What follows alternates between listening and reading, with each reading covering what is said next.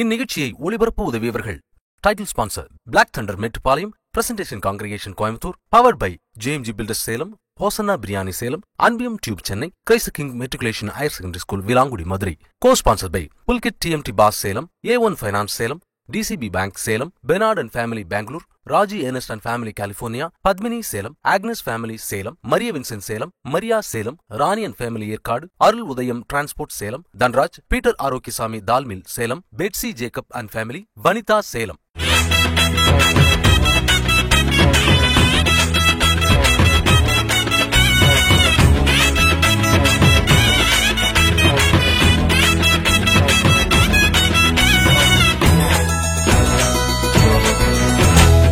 விண்ணவர்க்கு மகிமையும் மண்ணில் நல் மனத்தோர்க்கு சாந்தியும்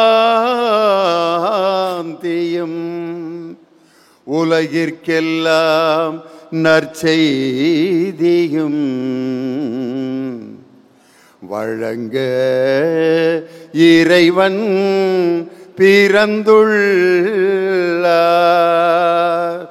அன்பின் வாக்கை காக்கவே மண்ணில் இயேசு பிறந்துள்ளார். ஆராரிரோ ஆராரிரோ, அன்பின் வாக்கை காக்கவே மண்ணில் இயேசு பிறந்துள்ளார். இயேசு பிறந்து நம்மை எல்லாம் மகிழ்ச்சி கடலில் ஆழ்த்தி கொண்டிருக்கக்கூடிய இந்த அருமையான கிறிஸ்மஸ் நன்னாளில் உலகம் முழுவதும் வாழ்ந்து கொண்டிருக்கும் மாதா தொலைக்காட்சி நேயர்களுக்கும் ரசிக பெருமக்களுக்கும் என்னுடைய மனமார்ந்த கிறிஸ்து பிறப்பு மற்றும் புத்தாண்டு நல்வாழ்த்துக்களை தெரிவிப்பதில் மகிழ்ச்சி அடைகிறேன்.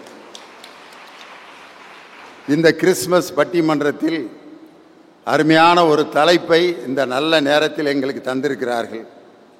கிறிஸ்மஸ் என்றவுடன் எல்லாரும் இன்னைக்கு அந்த நடுநீசி பூசைக்கு, அதாவது சாம பூசைன்னு சொல்கிற மிட் நைட் மாஸுக்கு போயிட்டு தூக்க கலக்கத்தோடு உட்காந்துருப்பாங்கன்ட்டு மாதா தொலைக்காட்சி இதை 12 மணிக்கு உங்களை கேட்க வச்சுருக்காங்க.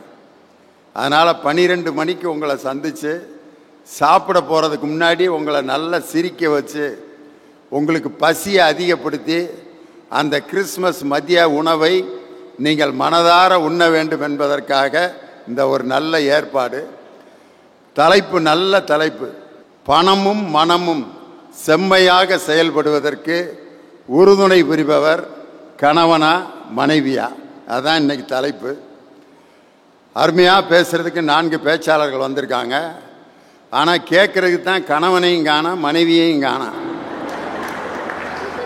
கணவன் மனைவி தான் இதில் நிறைய உட்காந்து கேட்கணும். ஆனால் அந்த கணவன் மனைவியால் உருவாக்கப்பட்ட பிள்ளைங்க தான் நிறைய பேர் வந்திருக்காங்க. உண்மையிலே அவங்க தான் இதை உண்மையிலே கேட்கணும்.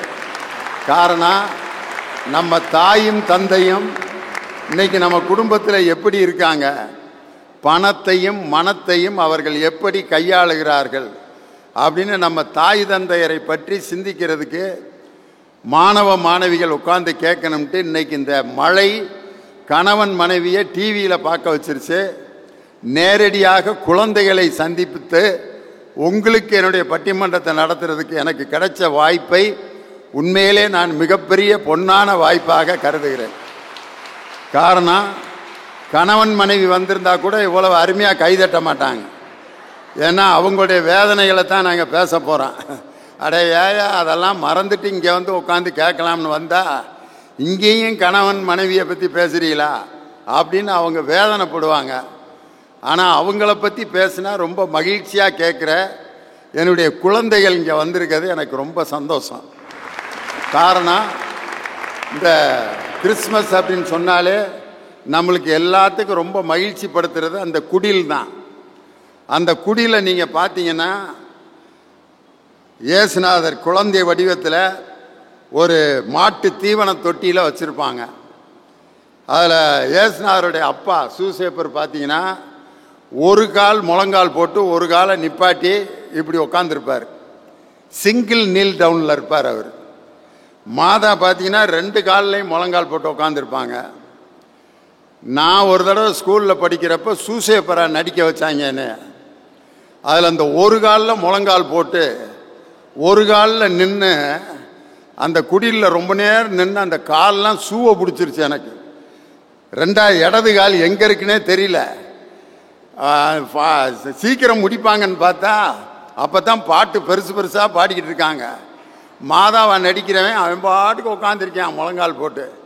எனக்கு இந்த ஒரு காலை முழங்கால் போட்டு ஒரு காலை நிப்பாட்டிக்கிட்டு கையில் ஒரு குச்சி அதை வச்சுக்கிட்டு இப்படியே நான் பார்த்து பார்த்து கொஞ்ச நேரம் கழித்து காலை காமிச்சேன் வாத்தியார்ட்ட. சார் அப்படின்னு உடனே என்னன்னாரு, கால் நிற்க முடியல சார் அப்படின்னு சொல்லி அதை புரிஞ்சுக்கிட்டு அந்த நாடகத்தை சீக்கிரம் முடித்தார். அதில் பார்த்தீங்கன்னா அந்த குடியில் 3 ராஜாக்கள் வந்து பொன் மீரை தூபம் இது 3ஐயும் இயேசுவுக்கு அன்பளிப்பாக கொடுக்கறதுக்கு 3 ராஜாக்கள் இந்த பக்கம் இருப்பாங்க. இந்த பக்கம் பார்த்தீங்கன்னா ஆடு மேய்க்கிறவங்க அந்த இயேசுவை ஆராதிக்கிறதுக்கு அந்த பக்கம் நின்றுட்டு இருப்பாங்க. இந்த இடத்துலையே நம்ம தலைப்புக்கு பொருத்தமான காட்சி அந்த இடத்துல இருக்குது. அதில் ராஜாக்கள்லாம் கொண்டு வந்தது பணம், அந்த இடையர்கள் கொண்டு வந்தது மனம்.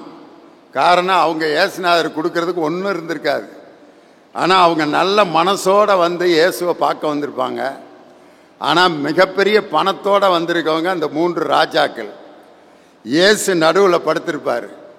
மிகப்பெரிய பணக்காரர்களையும் ஒடுக்கப்பட்ட ஏழை மக்களையும் ஒரே இடத்தில் அவர்களை வரவழைத்து சமத்துவத்தை தான் பிறந்த போதே நிலைநாட்டியவர் இயேசு என்ற அந்த அற்புதமான குழந்தை. அதாவது மன்னர்களையும் ஆடு மேய்ப்பவர்களையும் ஒரே இடத்திலே அமர வைத்து பிறப்பிலேயே சமத்துவத்தை கொண்டு வந்தார். அதனால தான் இயேசு பிறப்பு வந்து ஒரு சமத்துவத்தின் நாளாக எல்லா உலக மக்கள் அனைவரும் ஜாதி மத வேறுபாடு இல்லாமல் கொண்டாடப்படும் ஒரே திருவிழா இந்த இயேசு பிறப்பு திருவிழா தான். அது ஏதோ ஒரு மதத்தின் திருவிழாவாக யாரும் நினைப்பதில்லை. இந்த உலகத்தை ரட்சிப்பதற்காக பிறந்த இயேசு பெருமான் என்ற ஒரு புனிதர் பிறந்த நாளாக உலகம் முழுவதும் இதை மகிழ்ச்சியாக கொண்டாடுகின்ற நாள். அதனால தான் இன்றைக்கி நாங்கள் எடுத்திருக்கிற தலைப்பு, பணமும் மனமும் செம்மையாக செயல்பட அதிகம் துணை புரிபவர். கணவனா மனைவியா? மனைவி பக்கம் 2 பேர் உட்காந்துருக்காங்க. ஆளுகளை பார்த்தீங்களா? மனைவின்னு பேசுறதுக்கு ஒரு கலரில் சட்டை போட்டு வந்திருக்காரு பாருங்க. இந்த கலரில் அவர் ஒரு ஆளால் தான் சட்டை போட முடியும்.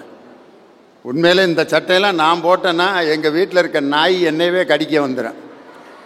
ஆனால் அவர் ப்ரொஃபஸர் எவ்வளோ அருமையாக அந்த கலரை தேர்ந்தெடுத்து கிறிஸ்மஸ் அன்னைக்கு நம்ம பிரைட்டாக தெரியணும். ஏன்னா மனைவியை பற்றி பேச போகிறோம். ஏன்னா ஏதாவது கொஞ்சம் நஞ்சம் ஏட்டிக்கு பூட்டியாக பேசணும்னா வீட்டில் சோறு கிடைக்காது. அதனால தான் மனைவிங்கிறதுக்கு அணித்தலைவராக வந்திருப்பவர் அன்பிற்கும் மரியாதைக்கும் உரிய என் அருமை சகோதரர், சென்னை SA கலை மற்றும் அறிவியல் கல்லூரியில் தமிழ்துறை தலைவராக பணியாற்றி கொண்டிருக்கக்கூடிய பேராசிரியர் முனைவர் விஜயகுமார். அவர் மனைவியங்கிற அணிக்கு தலைமை ஏற்று பேச வந்திருக்கார். கணவனே அப்படிங்கிற அணிக்கு உண்மையிலே ஒரு கணவனாக வாழ்ந்து அவர் வந்து அந்த குடும்பத்தில் எப்படி இருக்காரோ அவருடைய அனுபவங்களை தான் பேச வந்திருக்கார். அவரை பார்த்தீங்களா? அவர் ஒரு மிலிட்ரிக்காரரு. இராணுவத்தில் கப்பற்படையில் பணியாற்றி கொண்டிருக்கக்கூடிய ஒரு கப்பற்படை இராணுவ ஊழியர்.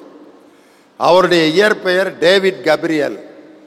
ஆனால் அவர் வந்து மேடைக்காக புனைப்பெயர் இனியவன் என்ற அந்த புனைப்பெயரோடு மேடைகளிலே பேசி கொண்டு வருகிறார்.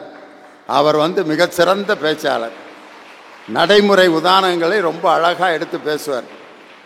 நம்ம விஜயகுமார் அவர் ஒரு பள்ளியில் பணியாற்றிய போது அவரிடம் படித்த 2 மாணவர்கள் தான் இன்று உலக செஸ் சாம்பியன்களாக நமது தமிழகத்திற்கு பெருமை சேர்த்திருக்கின்ற பிரக்யானந்தா, வைசாலி ஆகிய இருவரையும் உருவாக்கிய ஆசிரியர் விஜயகுமார். அதனால் நல்ல வாத்தியார். இனியவன் இருக்காரு, அவர் திரைப்பட பாட்டை பற்றி பேசினா அவருக்குன்னு ஒரு பெரிய ரசிகர் கூட்டத்தையே உருவாக்கிடுவார். சமூக வலைதள பதிவுகளில் உலக புகழ் பெற்ற பேச்சாளர். அவர் கவிஞர் இனியவன், ரொம்ப அற்புதமாக பேசுவார். அவரோடு இணைந்து கணவனேன்னு பேசுறதுக்கு ஒரு பெண் வந்திருக்காங்கன்னா உண்மையிலே அவங்கள பாராட்டணும். காரணம், கணவனால் தான் குடும்பத்தில் மனத்தையும் பணத்தையும் நிர்வகிக்க முடியும் அப்படின்னு பேசுறதுக்கு துணிச்சலோடு வந்திருக்காங்க. அவங்க சென்னை திருத்தணியில் இருக்கக்கூடிய தளபதி கலை மற்றும் அறிவியல் கல்லூரியினுடைய முதல்வர், பிரின்சிபல். அவங்க பிரின்சிபாலாக பணியாற்றி கொண்டிருக்கிறார். அவங்க காமர்ஸில், அதாவது வணிகவியலில் டாக்டர் பட்டம் பெற்றவர். அதனால் ஒரு வணிகவியல் படித்திருந்தாலும் தமிழை மக்களுக்கு எளிமையாக கொண்டு செல்வதில் அவர்களுக்கென்று ஒரு தனித்தன்மையை பெற்ற பேராசிரியர் வேதநாயகி அவங்க வந்திருக்காங்க. இந்த பக்கம் லாஸ்ட்டாக உட்காந்துருக்காங்க பாருங்க. அவங்க தென் மாவட்டத்தில் ஸ்ரீவில்லிபுத்தூர்லேருந்து வந்திருக்காங்க. அதாவது தமிழ்நாட்டினுடைய அந்த அரசு சின்னத்தில் ஒரு கோபுரம் இருக்கும். எல்லாரும் அந்த கோபுரத்தை தஞ்சாவூர் பெரிய கோயில் தான் நினைப்பாங்க.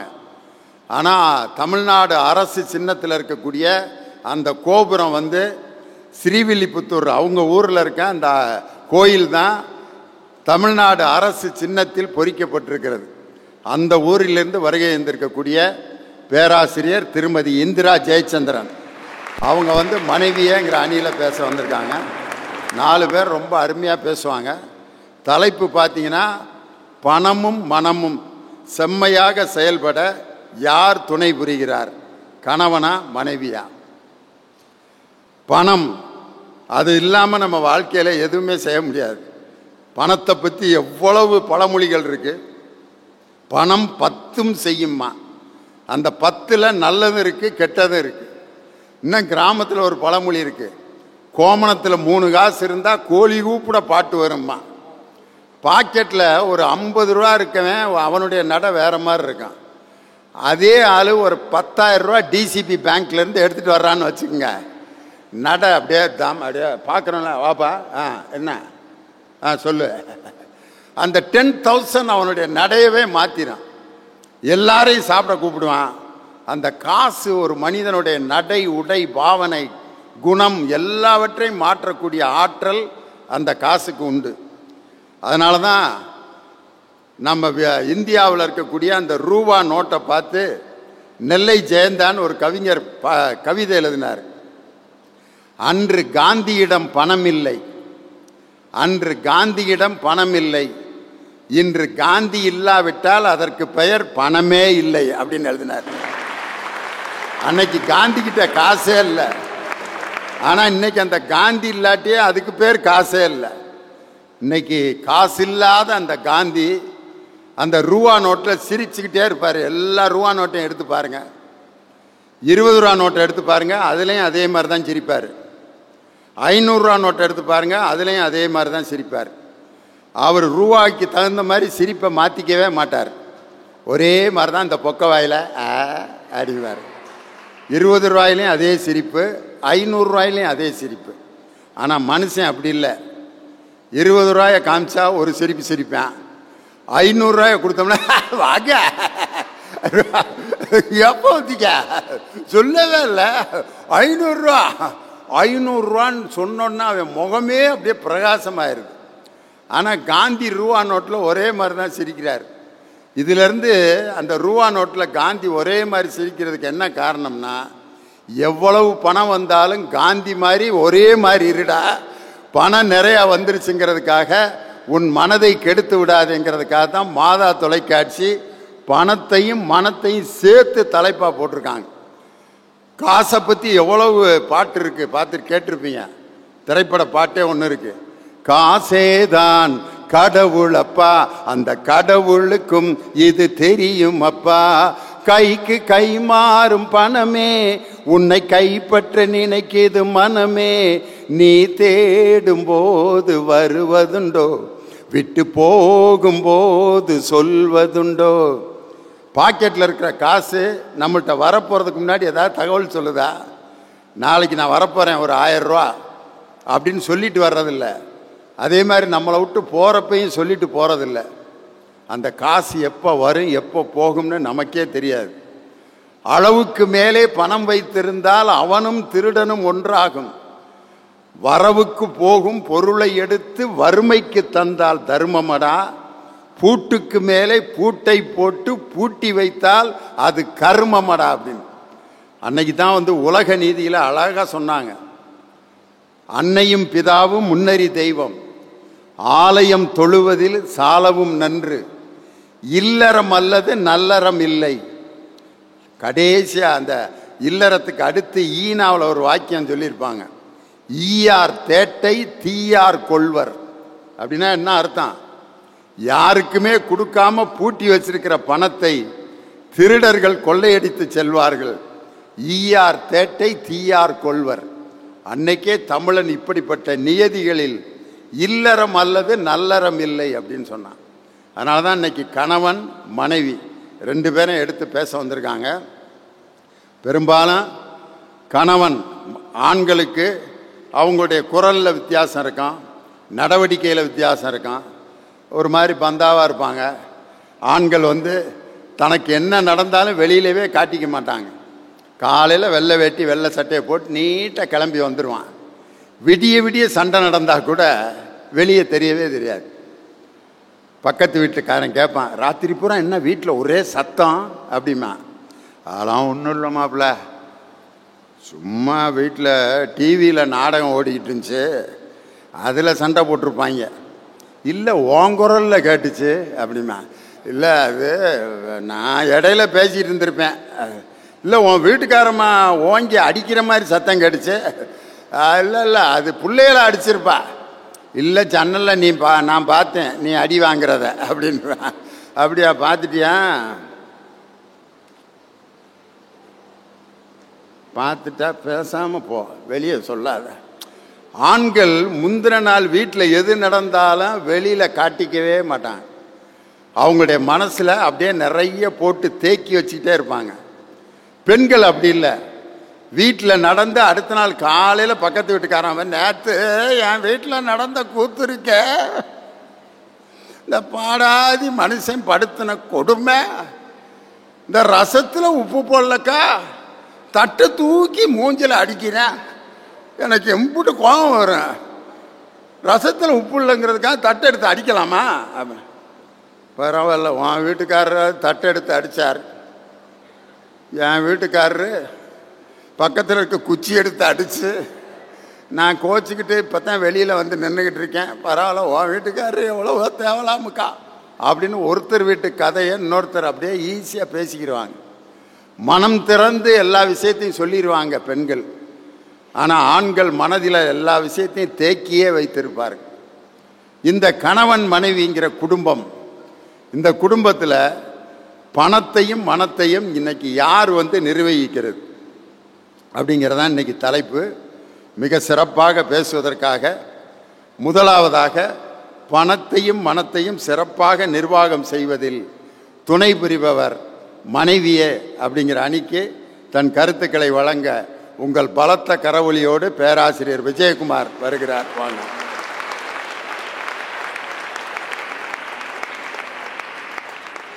காதொளிரும் குண்டலமும் கைக்கு வளையாபதியும் கருணை மார்பின் மீதொளிர் சிந்தாமணியும் மெல்லிடையில் மேகலையும் சிலம்பு ஆர் இன்ப போதொளிர் பூந்தாள் இணையும் நீதி ஒளிர் செங்கோலாய் திருக்குறளை தாங்கு தமிழ் நீடு வாழ்க. என் இனிய தமிழ் மக்களே, உங்கள் அனைவருக்கும் என் இனிய வணக்கம். இல்லந்தோறும் இறை ஆட்சி, அதுதான் நமது மாதா தொலைக்காட்சி. மாதா தொலைக்காட்சியின் வழியாக உலகந்தோறும் இருந்து இந்த பட்டி மண்டபத்தை ரசித்துக் கொண்டிருக்கின்ற கலா ரசிக பெருமக்களே, திருவள்ளுவர் திருக்குறளை எழுதுவதற்கு துணை நின்றது எழுத்தாணி. திருவாரூர் தேர் பவனி வருவதற்கு, வேளாங்கண்ணி தேர் பவனி வருவதற்கு துணை நிற்பது அச்சாணி. திண்டுக்கல் என்றாலே ஒன்னு பிரியாணி, இன்னொன்னு எங்க நடுவர் லியோனி அண்ணன். நீதிபதி அவர்களே, பணமும் மனமும் செம்மையாக குடும்பத்திலே மேலோங்கி நின்று குடும்பம் நல்லதொரு குடும்பம் பல்கலைக்கழகமாக மாறுவதற்கு யார் துணை செய்கிறார்கள் என்று ஒரு அற்புதமான கேள்வியை எடுத்திருக்கின்றீர்கள்.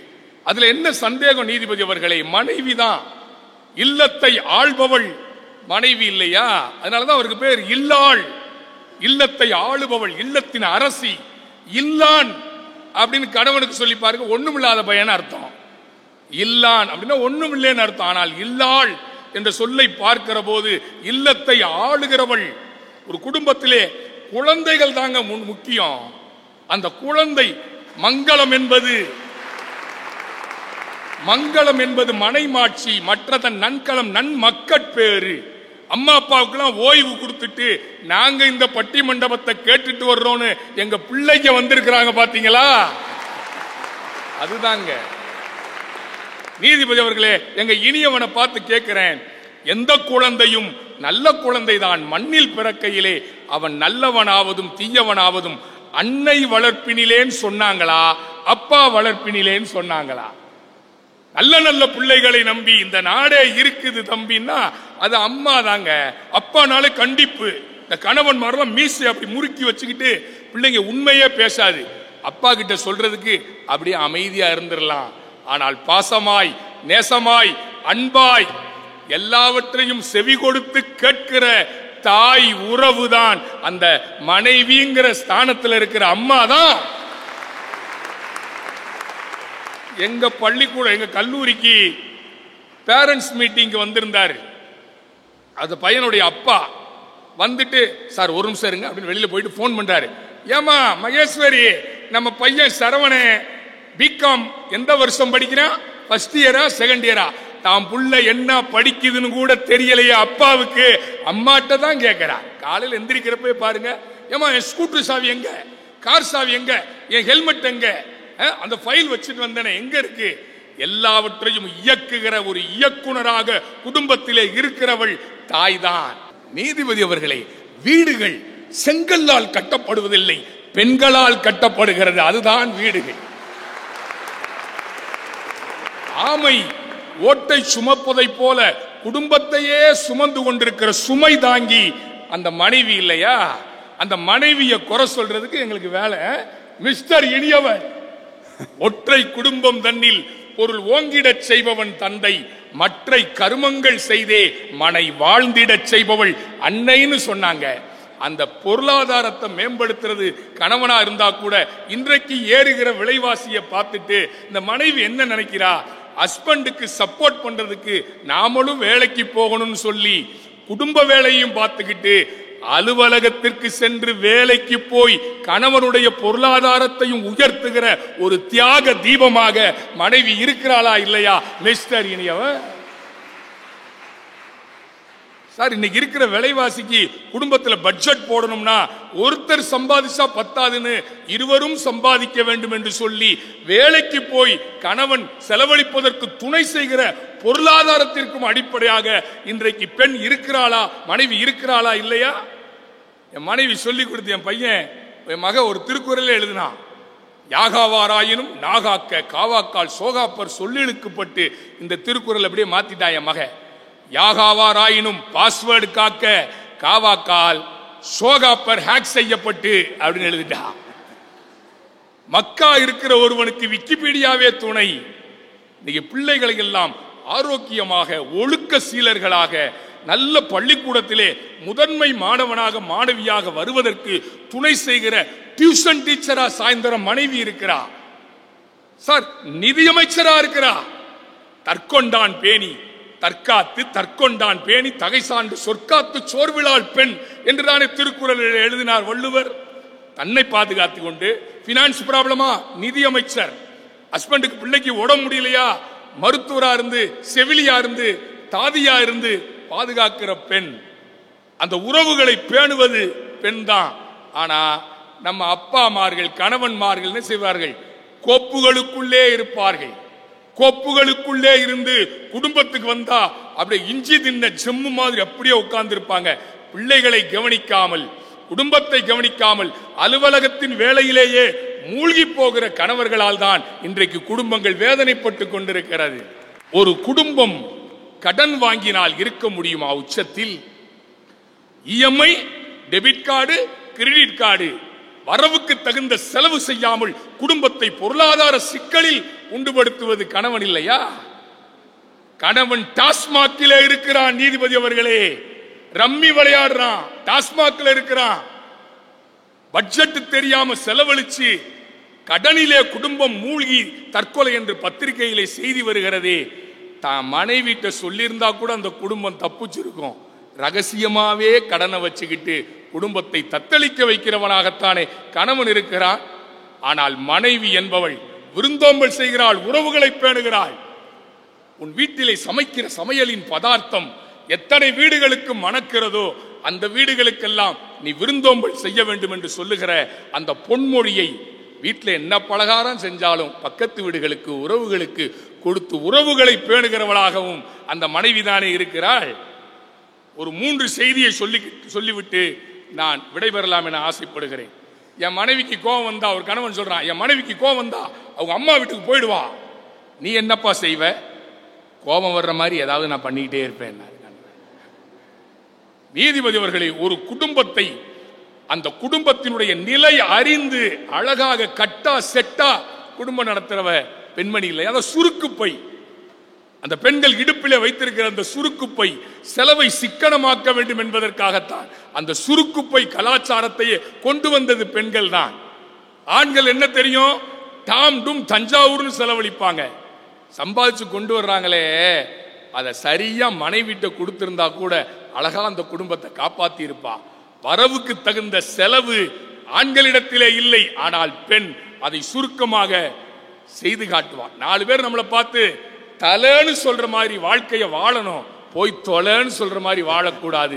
ஒரு குடும்பத்தில் குழந்தைகளை பேணுதல், உறவுகளை பேணுதல், நிதி அமைச்சர், நீதி சொல்லக்கூடிய லாயர், இப்படி எல்லா பாத்திரத்தையும் எல்லா இலாக்காக்களையும் குடும்பத்திலே செயல்படுத்தி காட்டுகிறவர் மனைவிதான். ஆனால் கணவன் என்பவன் ஊதாரித்தனம், கணவன் என்பவன் பொழுதுபோக்கு நண்பர்கள் என்றே குடும்பத்தை கவனிக்காமல் தான் இன்றைக்கு இருக்கிறார்கள். மனைவிதான் அந்த குடும்பத்தை தூக்கி காட்டுகிற, தூக்கி பிடிக்கிற சுமை தாங்கியாக இருக்கிறாள் என்று சொல்லி, இனிமேலாவது பொருளாதார சுமையை பெண்களுக்கு கொடுக்காமல் வரவுக்கு தகுந்த செலவு செய்து குடும்பத்தை உயர்த்துவதற்கு கணவர்கள் தயாராக இருந்தால் நாங்கள் அந்த கட்சிக்கு பேசுவோம் என்று சொல்லி, தன் நினைவு மறைந்த நாளிலே கூட முன்னாள் அமெரிக்க அதிபர் நான்சி என்று தன் மனைவியின் பெயரைத்தான் அந்த மரண தருவாயிலும் கூட உச்சரித்துக் கொண்டிருந்தால் அமெரிக்க அதிபர், முன்னாள் அதிபர் ரீகன் என்று சொன்னார். ஒரு குடும்பத்தை தேன்கூட்டை போல உருவாக்குகிறவள் மனைவிதான். தன் கணவனுடைய தங்கையாக இருந்தாலும் கூட, தன் கணவனுடைய தங்கையாக இருந்தாலும் கூட தன் நகையை எடுத்து போட்டு திருமணத்திற்காக உதவி செய்து தன் நகை என்று மறைத்து வைக்காமல் தன் கணவனுடைய தங்கையையும் கூட தன் தங்கையாக இருந்து குடும்பத்தின் மானத்தை கட்டி காக்கிற தியாக தீபம் பெண்கள் தான், மனைவிமார்கள் தான் என்று சொல்லி வியக்க வைத்த ரசிக பெருமக்களுக்கு என் இதய தோட்டத்தில் பூத்திருக்கிற நன்றி மலர்களை காணிக்கையாக்கி விடைபெறுகின்றேன். நன்றி, வணக்கம். உண்மையிலேயே மனைவியை பெருமையாக ஒரு ஆண் பேசுறது ரொம்ப கஷ்டம். மனைவியை நக்கல் பண்ணி கிண்டல் பண்ணி இவளால் தான் என் வாழ்க்கை இப்படி ஆகிப்போச்சுன்னு பேசலாம், இந்த இனியவன் பேசுகிற மாதிரி. ஆனால் மனைவியை பொது இடத்துல பெருமைப்படுத்தி பேசுகிறது ரொம்ப ரொம்ப கஷ்டம். ஆம்பளைகளுக்கு அதுக்கு மனசே வராது. ஆனால் விஜயகுமாரி எவ்வளவு பெருந்தன்மையாக அவருடைய மனைவியை பற்றியும் ரொம்ப அழகாக பேசி மனைவிங்கிற அணிக்கு ரொம்ப அருமையாக தன்னுடைய கருத்துக்களை சொல்லியிருக்கார். இன்றைக்கி ஆம்பளைகளுக்கு பொறுமையாக கிடையாது.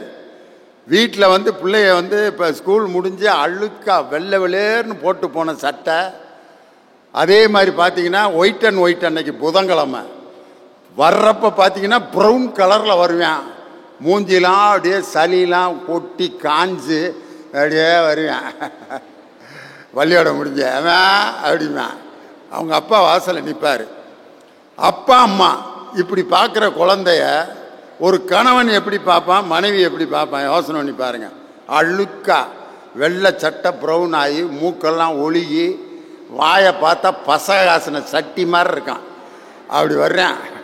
புஸ்தகம்லாம் எங்கே இருக்குன்னு தெரியாது. பார்த்து சாப்பாடு சாப்பிட்டு பாதி எச்சி சாப்பாடு அதோட அந்த டிஃபன் கேரியரோடு அப்படி வருவேன். அவங்க அப்பா பார்த்தோன்னா, டேய் பிள்ளையாடா நீ வந்திருக்க முகரே பாரு அப்படிம்பாரு. ஆனால் அவங்க அம்மா, சாமி ஏன் சாமி இப்படி ஆன, யார் சாமி எங்கேயும் கீழே விழுந்துட்டியா அப்படின்னா அவங்க அம்மா மடியில் உட்காந்து அவங்க அப்பாவை, மனுஷன் அந்த ஆள் இவ்வளோ வேதனையோடு வந்திருக்கேன் இப்படி திட்டுறாரு அப்படின்ட்டு. இந்த மாதிரி மனதை தொட்டு பேசுபவர்கள் எல்லா இடத்துலையும் நீங்கள் மனைவியாக தான் இருக்கு. அதனால தான் இன்றைக்கி நம்ம மாணவர்கள்லாம் இந்த வீடியோ கேமில் ஏன் இவ்வளவு ஆர்வமாக விளாட்றாங்கன்னா, அப்பா அந்த வீடியோ கேம் மாதிரி தன்னுடைய குழந்தைகிட்ட டான்ஸ் ஆடி விளாட்ணும், அவனை பவுலிங் போட்டு இவர் பேட்டிங் விளாட்ணும், இவர் பவுலிங் போட்டு அவனை பேட்டிங் அடிக்க சொல்லணும். கண்டிப்பாக குழந்தைகள் வீடியோ கேம் பக்கமே போக மாட்டான். அவங்க அப்பா குழந்தைகளோட விளையாடட்டான்.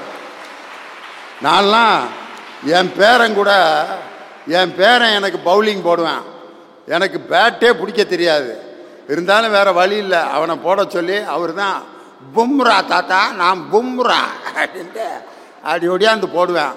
போட்டு அவனை அப்படியே அடிப்பேன்.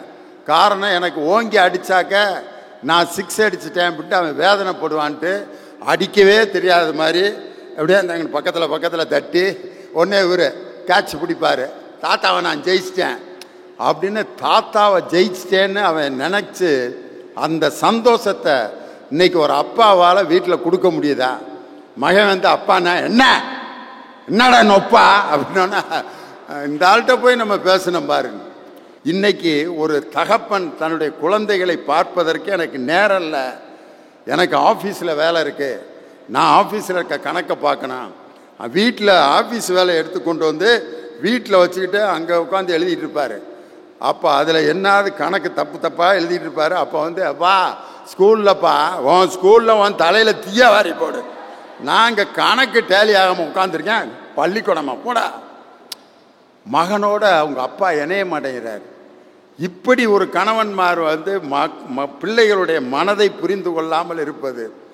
தாயை மனைவியை விட கணவனை விட மனைவி தான் அப்படின்னு பேசியிருக்கார். அதுக்கு பதில் சொல்லணும், கணவனேன்னு பேசுறதுக்கு ஒரு பெண், உண்மையிலே அவங்கள நான் மனதார பாராட்டுறேன். எங்களுடைய ரெப்ரசன்டேட்டிவா அருமை சகோதரி வேதநாயகி கணவனே என்ற அணிக்கு தன் கருத்துக்களை வழங்க வருகிறார். வாங்கம்மா. அகர முதல எழுத்து எல்லாம் என அறிய வைத்து ஆதி பகவன் என உரை வைத்து காய் தந்து கனி தந்து தேன் தந்து தேனியின் சுவை தந்து நான் தந்து பேச வைத்த முத்தான தமிழுக்கு எனது முதற்கொடி வணக்கங்கள் பல. நடுவர் அவர்களே, அருமையான தலைப்பு, அற்புதமான ரசிக பெருமக்கள். ஒரு மனுஷன் நல்லா இருக்கணும்னா அவன் மாதா பேச்ச கேட்கணும், மனசு நல்லா இருக்கணும்னா மாதா தொலைக்காட்சி பார்க்கணும். நடுவர் அவர்களே, இந்த அற்புதமான கிறிஸ்துமஸ் பிறப்பினுடைய அனைவருக்கும் வாழ்த்துக்களையும் புத்தாண்டு வாழ்த்துக்களையும் கூறி ரொம்ப அழகா ரசிக்கிறாங்க. அற்புதமா கையை தட்டி எவ்வளவு அழகா ரசிக்கிறாங்க பாத்தீங்களா? திருநெல்வேலினா அல்வா, திருப்பாச்சின்னா அருவா, திண்டுக்கல்னா பூட்டு, சிவகாசினா வேட்டு, பாண்டிச்சேரினா மில்லி, மதுரைன்னா மல்லி. எஃபெக்டிவான ஆடியன்ஸ்னா அதுதான் மாதா தொலைக்காட்சி ரசிக பெருமக்கள். நடுவர் அவர்களே, இல்ல நான் தெரியாம தான் கேட்கிறேன், என்ன பிரச்சனைன்னு தெரியல விஜயகுமார் சாருக்கு. அடேங்க அப்பா, மனைவிதான் சிறந்தவள், கணவன்லாம் ரொம்ப மோசம் அப்படின்னு பேசிட்டு போயிருக்காரு. நடுவர் அவர்களே, நான் பார்த்து கேட்கிறேன், எல்லா ஆண்களும் கல்யாணத்துக்கு முன்னாடி எப்படி தெரியுமா இருந்தாங்க? சூரக்கோட்டை சிங்கம் மாதிரி இருந்தாங்க. என்னைக்கு கல்யாணம் ஆச்சோ அன்னைக்கே பாளையங்கோட்டை பனிக்குட்டி மாதிரி மாறி போயிட்டாங்க. நடுவர் அவர்களே, காரணம் யாருன்னு பாத்தீங்கன்னா இந்த மனைவிமார்கள் தான். இங்க எவ்வளவு பெண்கள்லாம் உட்கார்ந்துருக்கீங்களா? நல்ல மனசாட்சியை தொட்டு சொல்லுங்க, யாரெல்லாம் மணி பர்ஸ்ல உங்க வீட்டுக்காரோட போட்டோ வச்சிருக்கீங்க? பாத்தீங்களா?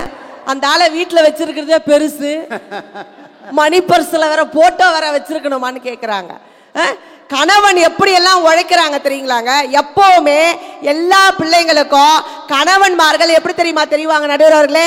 5 வயசுல ஹீரோவா தெரிவான் அப்பா, 20 வயசுல வில்லனா தெரிவான் அப்பா, 50 வயசுல தெய்வமாக தெரிபவர் தான் கணவர் என்கின்ற அப்பாக்கள். நடுவர் அவர்களே, நீங்க ஒரு கேள்வி கேட்டீங்க, எந்த மனைவியாவது தன்னுடைய கணவன் போட்டோவை பர்சில் வச்சிருக்காங்களான்ட்டு. சரி, எந்த கணவனாவது மனைவி போட்டோவை பர்சில் வச்சிருக்கானா? ஆனா வச்சிருக்கான். நடுவர் அவர்களே, கணவன்மார்கள்லாம் மணி பர்ஸ்ல வச்சிருக்க மாட்டாங்க, மனசுக்குள்ளேயே வச்சிருப்பாங்க நடுவர் அவர்களே. அவங்கதான் கணவன்மார்கள். அம்மா, ஒரு ஆள் வச்சிருந்தாரு மணி பர்ஸ்ல போட்டோ. எதுக்கே அவன் மனைவி போட்டோவை பர்ஸ்ல வச்சிருக்க அப்படின்னு. எப்பயாவது பெரிய பிரச்சனை வந்துச்சுன்னா நான் அதைத்தான் ஓப்பன் பண்ணி பார்த்துக்கிருவேன். அவளை பார்த்தாலே என் பிரச்சனையே தீர்ந்துடும் அப்படின்னாரு. எப்படியா அப்படின்னு. அவளை பார்த்தோன்னே ஒன்னேவே நான் சமாளிச்சிட்டேன், இதை சமாளிக்க முடியாதா அப்படின்ட்டு அவள் முகத்தை பார்த்தோன்னா எந்த பிரச்சனையாக இருந்தாலும் நான் சமாளிச்சிருவேன். அப்படி கணவன் எப்படி சாமர்த்தியமா வாழ்றாங்க, எவ்வளவு சாமர்த்தியமா இருக்காங்க பாருங்க. மனைவி என்ன குடும்பத்தை பாதுகாக்கிறாங்கன்னு தான் நான் கேட்கிறேன் நடுவர் அவர்களே. இன்னைக்கு எல்லாம் பாத்தீங்கன்னா குக் பண்ணி சாப்பிட சொன்னா ஸ்விக்கில புக் பண்ணி சாப்பிடுறாங்க நடுவர் அவர்களே. சமைச்சு தட்டுல போட சொன்னா நெட்ல போட்டு விடுதுங்க. 1000 பேர் லைக் கொடுத்தாங்க, அவங்க வீட்டுக்காரர் மட்டும் லைக் கொடுக்கவே இல்லை. அந்த அம்மாவுக்கு கோவம் வந்துச்சு, ஏப்பா எல்லாரும் லைக் கொடுத்துருக்காங்க, நீ மட்டும் எதுக்குப்பா லைக் கொடுக்கல அப்படின்னு கேட்டுச்சு. நம்மால சைலண்டா சொன்னா, நீ எல்லாம் நெட்ல பார்த்தா பாத்தியா, அத்தனை பேரும் நீ சமைச்சதை பார்த்தவன், நான் மட்டும் தாண்டி சாப்பிட்டவன். இன்னைக்கு எல்லா பிள்ளைங்களும் கெட்டு போறது யாராலன்னா அம்மாவால தான் கெட்டு போறாங்க. உண்மையே இல்லைங்களாங்க? ஒரு பையன் கிட்ட போய் அம்மா கிட்ட போய் கேட்கறான், அம்மா எக்ஸாமுக்கு காசு பரீட்சைக்கு பணம் கட்டணும், ஒரு 500 ரூபாய் கொடுமான்னு கேட்கறான். திரும்ப மறுநாள் வந்து கேட்கறான், பரீட்சைக்கு பணம் கட்டணும், திரும்பி ஒரு 500 ரூபாய் கொடுன்னு.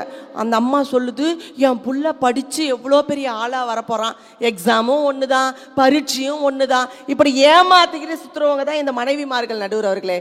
யோசிச்சு பாருங்க, இன்னைக்கு அப்பான்றவர் யாருங்க, கணவன்றவங்க யாருங்க? இன்னைக்கு எல்லா திருவிழா நாட்கள்லாம் பாத்தீங்கன்னா பெண்கள் இடுப்புல தூக்குவாங்க, ஆண்கள் மட்டும்தான் தோல் மேல குழந்தைகளை தூக்குவாங்க. ஏன் தெரியுமா?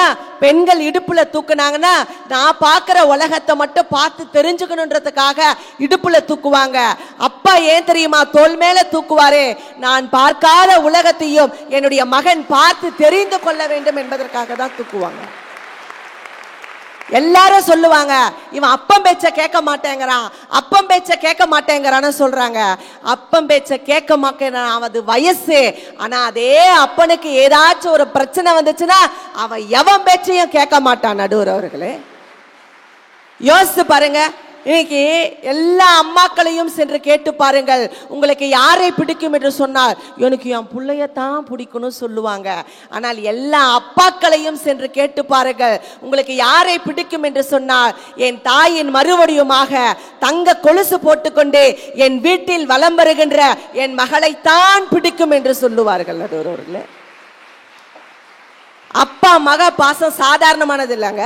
நம்ம கிறிஸ்துமஸ்க்கு கடைக்கு போறோங்க, கடைக்கு போய் துணி வாங்குறோம், நேரா அம்மா அப்பா பிள்ளை 3மே போகுது, 3 பேருமே போயிட்டு அந்த துணி கடையில துணியில விலை கொடுத்து வாங்குறாங்க. அப்ப அம்மா என்ன தெரியுமா பார்க்கும்? துணியோட விலைய பார்க்கும், இது எவ்வளவு ரூபா அப்படின்னு அம்மா பார்க்கும். அப்பா என்ன தெரியுமா பார்ப்பாரு?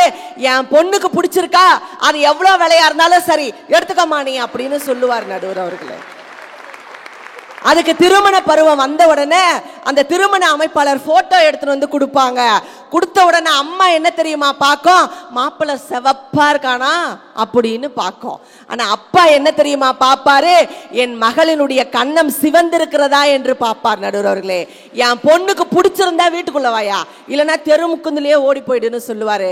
திருமணம் ஆன உடனே புகுந்த வீட்டுக்கு போறப்ப அம்மா போய் பக்கத்துல நின்று சொல்லும், நகைப்பத்திரம் நகைப்பத்திரம்னு சொல்லும்.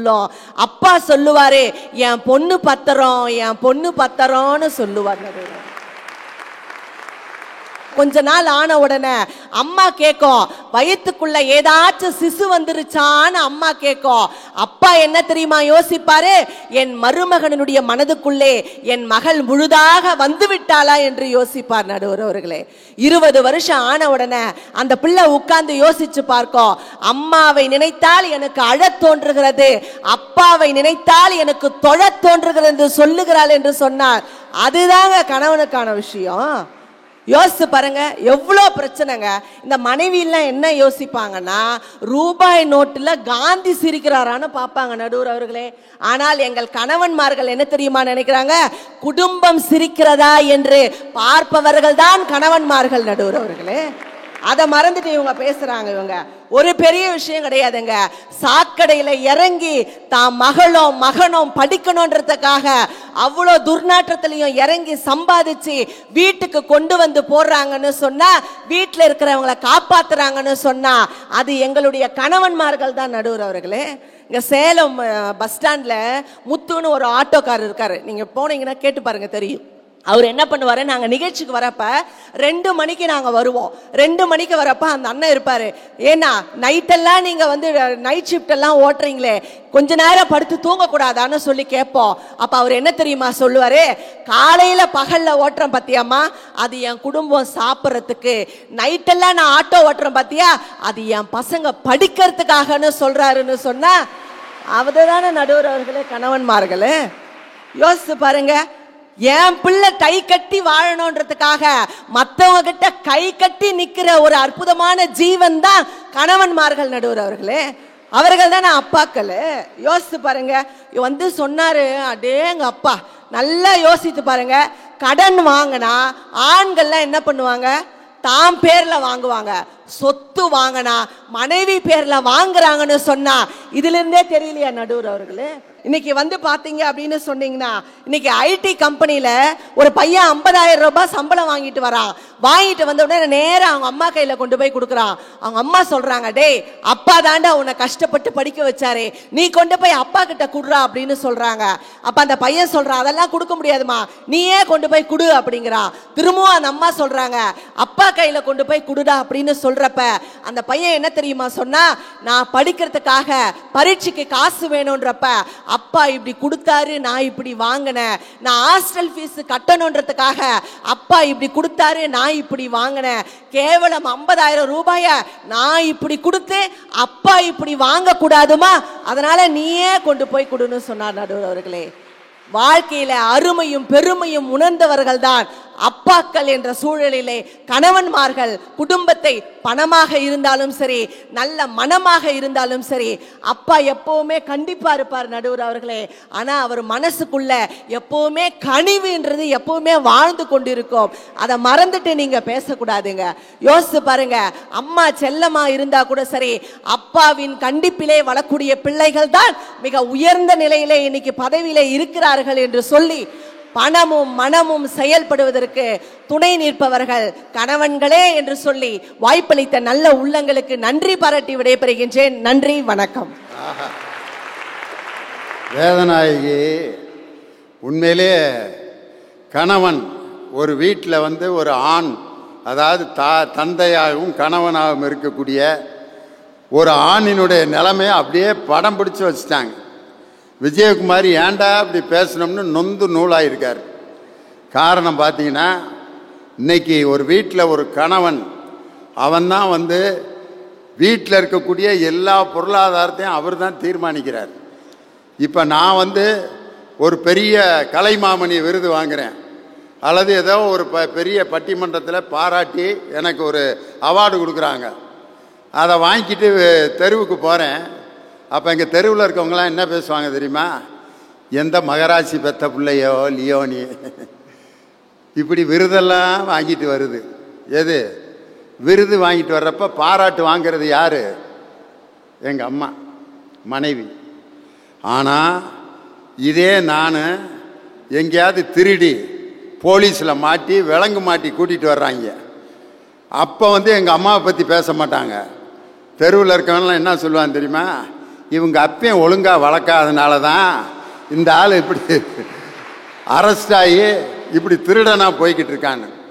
நல்லது நடக்கும்போது பேர் வாங்கிறது பூரா யாரு? பெண்கள். ஒரு குடும்பத்தில் பிரச்சனைன்னு வந்துச்சுன்னா அந்த பிரச்சனையை தலைமேல் தூக்கி அதை தீர்த்து வைப்பது யார் என்று சொன்னால் அந்த வீட்டில் இருக்கக்கூடிய கணவனாக இருப்பவன் தான். மனைவி வந்து ஒரு பிரச்சனையை பார்த்து கேன்னு அழுவாங்களே ஒழிய பிரச்சனையை தீர்ப்பதற்கான வழிகள் அவங்களால அதை கண்டுபிடிக்க முடியாது. வீட்டில் ஒரு பிள்ளைக்கு சுகம் இல்லை அப்படின்னு சொன்னோன்னே ஒரு அம்மா என்ன செய்யும், சாமி எங்க சாமி விழுந்த, ஐயோ என் பிள்ளைக்கு காய்ச்சல் வந்துருச்சே, ஐயோ கொதிக்குது, அப்பா இதே மாதிரிதான் என் பக்கத்து வீட்டு பையலுக்கு கொதிச்சிச்சு அவனு அப்படின்ட்டு அவன், ஏம்மா நான் நல்லா தான்மா இருக்கேன், ஏமா அழுது வேற மேட்டருக்கு கொண்டு போகிறேன்ட்டு. அப்பா வந்து என்ன செய்வார்னா, போங்கிட்டு போ, என்னடா என்ன சாப்பிட்ட? ஐஸ்கிரீம் சாப்பிட்டேன்ப்பா. எத்தனை? 3. அப்போ தொண்டை வலி காய்ச்சல் வரத்தான் செய்யும். சைக்கிளில் ஏறு அப்படின்னு பின்னால் உட்கார வச்சு ஆஸ்பத்திரிக்கு கூட்டு போகிற வேலையை ஒரு அப்பா தான் செய்வாரே ஒழிய, அம்மா வந்து ஐயோ ஐயோன்னு கத்தத்தான் தெரியுமே ஒழிய அவர்களுக்கு செயல்பட தெரியாது. உணர்வுகளை வெளிப்படுத்துவார்கள். இன்னைக்கு ஒரு டெத்து வீட்டில் நீங்கள் பார்த்தீங்கன்னா அழுகுறது பூரா யார்? பெண்கள் தான். ஐயோ யார் ராஜா. ஆம்பளையெல்லாம் இந்த லேசாக அழுக வந்தால் கூட அப்படி தொடச்சிக்கிருவேன். அங்கே நடக்க வேண்டிய வேலைகள்லாம் அவன் தான் பிளான் பண்ணிகிட்டு இருப்பான். எத்தனை மணிக்கு எடுக்கிறது, பந்தெல்லாம் எவ்வளோ செலவாச்சு எல்லாம் பாரு, 5:30 மணிக்கு மழை வர்ற மாதிரி இருக்குது, சீக்கிரம் எடுத்துடலாம். இந்த வேலையெல்லாம் யார்? ஆம்பளை தான் பண்ணிகிட்டு இருப்பான். பொம்பளை தான் நான் என்ன பண்ணுவேன் செத்துட்டாரு, அப்புறம் என்ன பண்ணுறது அப்படி கத்தி ஆர்ப்பாட்டம் பண்ணி ஊரை கூட்டுறதுக்கு தான் அவங்களுக்கு தெரியுமே ஒழிய ஒரு காரியத்தை வெற்றிகரமாக நடத்துகின்ற திட்டமிடுதல் அது வந்து ஒரு கணவனால் தான் செய்ய முடியும் அப்படின்னு பேசியிருக்காங்க. இனி மனைவியே என்ற அணி நிறைவடை போகிறது. பேராசிரியர் திருமதி இந்திரா ஜெயச்சந்திரன் உங்கள் பலத்த கரவொலியோடு மனைவியே அப்படின்னு பேசுகிறதுக்கு ஒரு மனைவி வந்திருக்காங்க. இப்போ தான் ரியாலிட்டி கரெக்டாக வரப்போகுது. ஏன்னா மனைவியேன்னு ஒரு ஆம்பளை பேசியிருக்காரு. இதில் கொஞ்சம் டுபாக்கூர் இருந்தாலும் இருக்கும். கணவனே அப்படின்னு சொல்லி ஒரு பெண் பேசியிருக்காங்க, அதில் கொஞ்சம் டுபாக்கூர் இருக்கான். உண்மையான மனைவியாக இருந்து மனைவியே அப்படின்னு பேசுகிறது தான் சரியான விவாதம் இருக்கான். பேசுங்க திருமதி இந்திரா அவர்களே. இல்லந்தோறும் இறையாட்சி என்ற மிகப்பெரிய முழக்கத்தோடு இயங்கிக் கொண்டிருக்கக்கூடிய மாதா டிவியினுடைய குழுமம் அனைவருக்கும் என்னுடைய அன்பான வாழ்த்துக்களை தெரிவித்துக் கொள்கின்றேன். உலகம் முழுவதும் இருக்கக்கூடிய மாதா தொலைக்காட்சி நேயர்களுக்கு கிறிஸ்துமஸ் பெருநாள் வாழ்த்துக்களையும் தெரிவித்துக் கொள்கின்றேன். அரங்கிலே இருக்கக்கூடிய நடுவர் உள்ளிட்ட பெருமக்களுக்கும் என்னுடைய வணக்கத்தையும் வாழ்த்துக்களையும் தெரிவித்துக் கொள்கின்றேன். நடுவர்களே, ரொம்ப ஒரு எளிமையான தலைப்பு போல தெரிகிறது. ஆனால் நீங்கள் இன்று தந்திருக்கக்கூடிய இந்த பட்டிமன்ற தலைப்பு, இந்த கிறிஸ்துமஸ் நாளிலே விவாதிக்கக்கூடிய இந்த தலைப்பு மிகவும் ஆழமான ஒரு செய்தியை தரக்கூடியதாக இருக்கிறது. பணத்தையும் மனத்தையும் செம்மையா வழிநடத்திட்டு போறது கணவனா மனைவியா என்ற கேள்வி கேட்டிருக்கப்படுது. ஆனா எதிரணியிலிருந்து வந்து பேசின சகோதரி பேராசிரியர் முதல்வர் அம்மா அப்படி சொல்லணும், முதல்வர் அம்மா வந்து அப்பா எப்படிப்பட்டவர் அம்மா எப்படிப்பட்டவங்கன்ற மாதிரி ஒரு ஆர்கியூமெண்ட் வச்சுட்டு போனாங்க. அதுல முதல்ல அவங்க சொன்ன விஷயம் என்னன்னா, அம்மா இடுப்புல தானே தூக்குவா பிள்ளைய. ஒரு மனைவி தன் பிள்ளையை இடுப்பில் தூக்குவதாகவும் அவருடைய கணவன் தோளுக்கு மேல தூக்கிறதாகவும் சொன்னாங்க. நான் ஒரு கேள்வி பணிவா கேட்கிறேன், அப்பா வந்து அவருடைய தலைக்கு மேல பிள்ளைய எத்தனை வயசு வரைக்கும் தூக்குவாரு? 5 வயசு வரைக்கும், 10 வயசு வரைக்கும்? 5ஆம் கிளாஸ் படிக்கிறதுக்கு அப்புறம் ஒரு ஆம்பளை பிள்ளையோ பொம்பளை பிள்ளையோ அப்பா தலைக்கு மேல தூக்கிடுவாரா? அம்மா ஆயுசுக்கும் தூக்கிடுவா பிள்ளைய. 40 வயசு பையனா இருக்கும், 35 வயசு பொம்பளை பிள்ளையா இருக்கும், கட்டி ஆவி தூக்க முடியும் அவளால. தன் மடியிலே கிடத்தி கொள்ளக்கூடிய தன்மை பெண்ணுக்கு இறைவன் தந்திருக்கிறான். நீங்க வேணா கூட சொல்லுங்களேன், அழுத பிள்ளை அம்மா பிள்ளைன்னு பழமொழி இருக்குதுங்க. குழந்தை விடாம அழுதுன்னு வச்சுக்கோங்க, நல்லா ட்ரெஸ் பண்ணி பவுடர் போட்டு பூவெல்லாம் வச்சு சிங்காரிச்சா தான் கணவர் தூக்கிக்கிடுவாரு. அது எப்படி இருந்தாலும் மனைவி தான் தூக்குவா. கரெக்டா அம்மா சாப்பிடும் போது தான் பிள்ளை ஆய் வருங்க, வாந்தி எடுக்க வருவங்க, எந்த அருவருப்பும் பட மாட்டா அம்மா. தூக்கி எத்தனை பேர் தூக்குனாலும் தலைக்கு மேல எப்படி தோளுக்கு மேல தூக்குனாலும் அம்மா வாங்கி இடது பக்கத்துல போட்டு அப்படி தட்டுன உடனே அடுத்த 5 வினாடிக்குள்ள பிள்ளை சரியாயிரு. ஏன் தெரியுமா? அதுக்கு அறுவரைக்குள்ள 10 மாசமா கேட்டு கேட்டு வளர்ந்த இடப்பக்கத்தினுடைய இதயத்தினுடைய சத்தம்.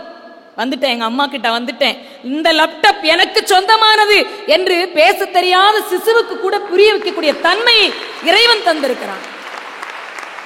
அதனாலதான் விவிலியத்துல அழகான ஒரு வார்த்தை இருக்கும், மனைவியானவள் கணவனுக்கு கீழ்ப்படியணும். இல்லைன்னு சொல்லல, கணவனை மதிக்கணும்.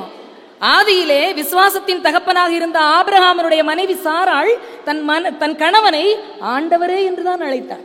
விசுவாசத்தின் தாய் அவள் தன் கணவனை ஆண்டவரே என்று அழைக்கிறாள். அழகாக விவிலியம் பேசுகிறது. விவிலியம் சொல்லுது, ஒரு பெண்ணினுடைய தலை எப்படி இருக்கும்னா, தலைவன்னா தலைவர் லீடர். ஒரு பெண்ணினுடைய தலை ஆணாக இருக்க வேண்டும், ஆணினுடைய தலை கிறிஸ்துவாக இருக்க வேண்டும். கிறிஸ்துவினுடைய தலைதான் கடவுளாக இருந்து இந்த உலகத்தை வழி நடத்தும் என்று சொல்லுகிறது. பேசிக் என்ன, அடிப்படை என்ன, அஸ்திவாரம் என்ன? பெண் தான், மனைவி தான்.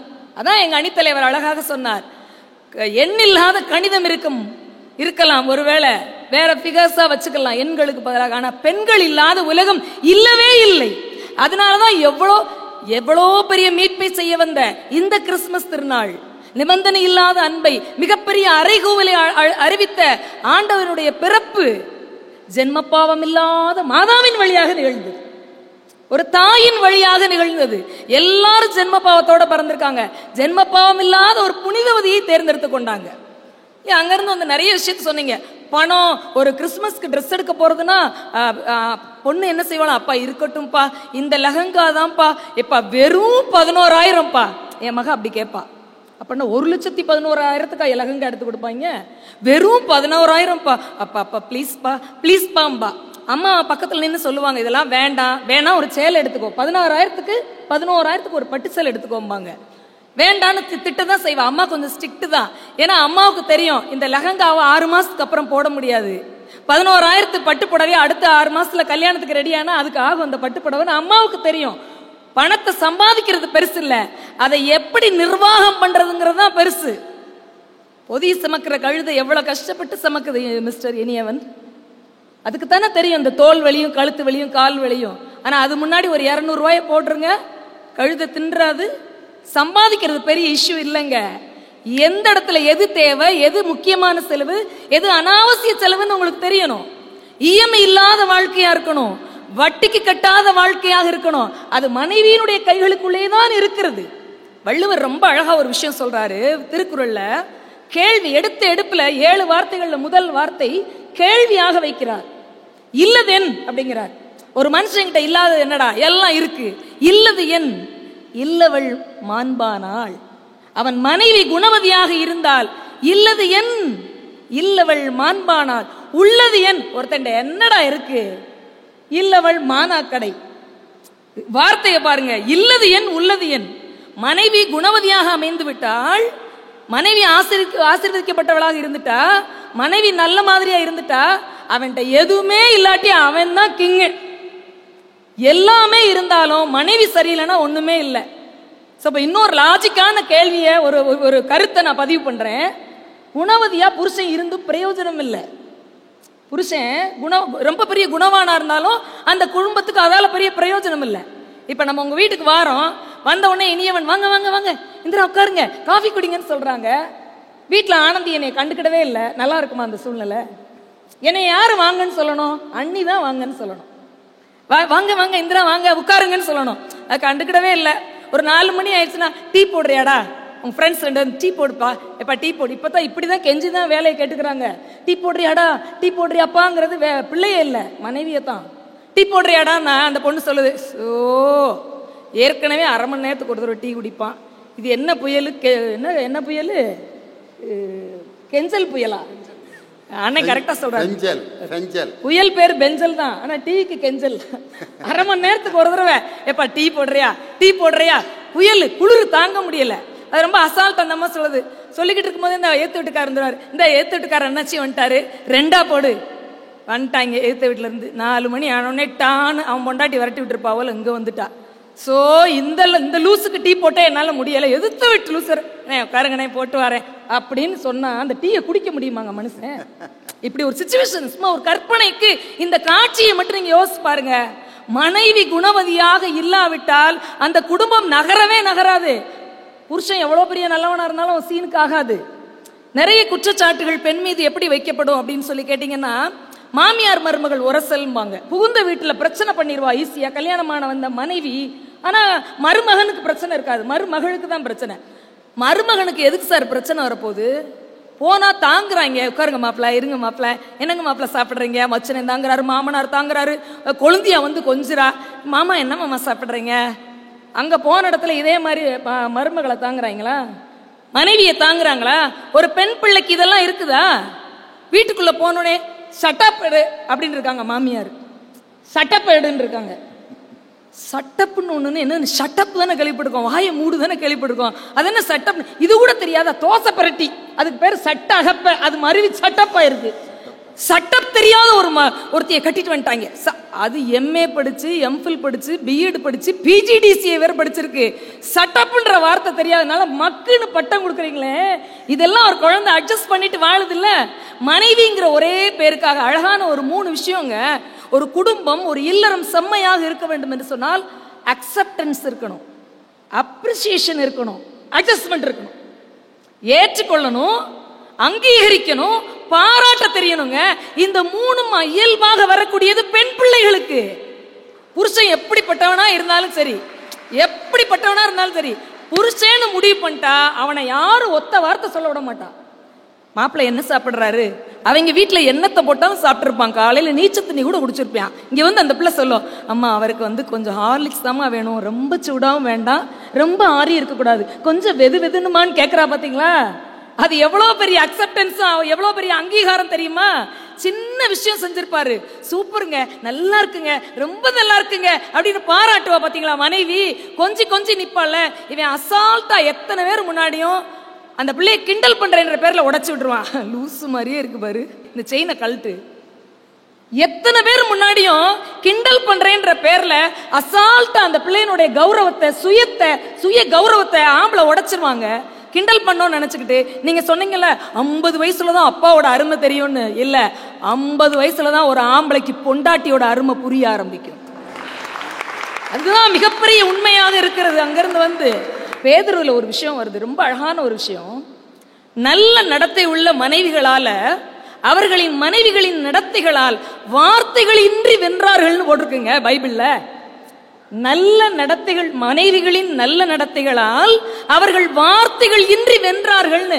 ஒரு மனுஷன் பேசவே வேண்டாம், வந்து நின்னா போதும், அவன் ஜெயிச்சிருவான்னா அந்த வீட்டில் இருக்கக்கூடிய பெண்மணி பண நிர்வாகத்திலையும் மன நிர்வாகத்திலையும் மிகச்சரியாக இருக்கிறாள்னு அர்த்தம்.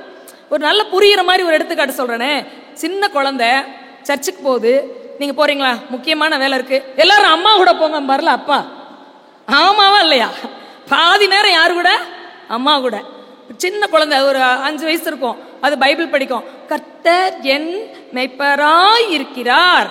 அடுத்து என்னென்ன கேட்கும். பல வீட்டுல அண்ணன் சும்மாரா தான் இருப்பான், பாப்பாவே நல்லா சொல்லுவோம். சின்னதுல இருந்தே பான் வித் சில்வர் ஸ்பூன் மாதிரி பொம்பளை பிள்ளைதான். தெரியல, அப்பாட்ட கேளும்பாரு.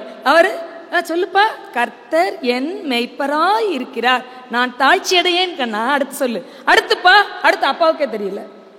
உள்ள இருந்து அம்மா சொல்லுவா, அவர் என்னை புல்லுள்ள இடங்களில் மேய்த்து அமர்ந்த தண்ணீரலைகளில் கொண்டு விடுகிறார். சொல்லுடா கண்ணான்னு.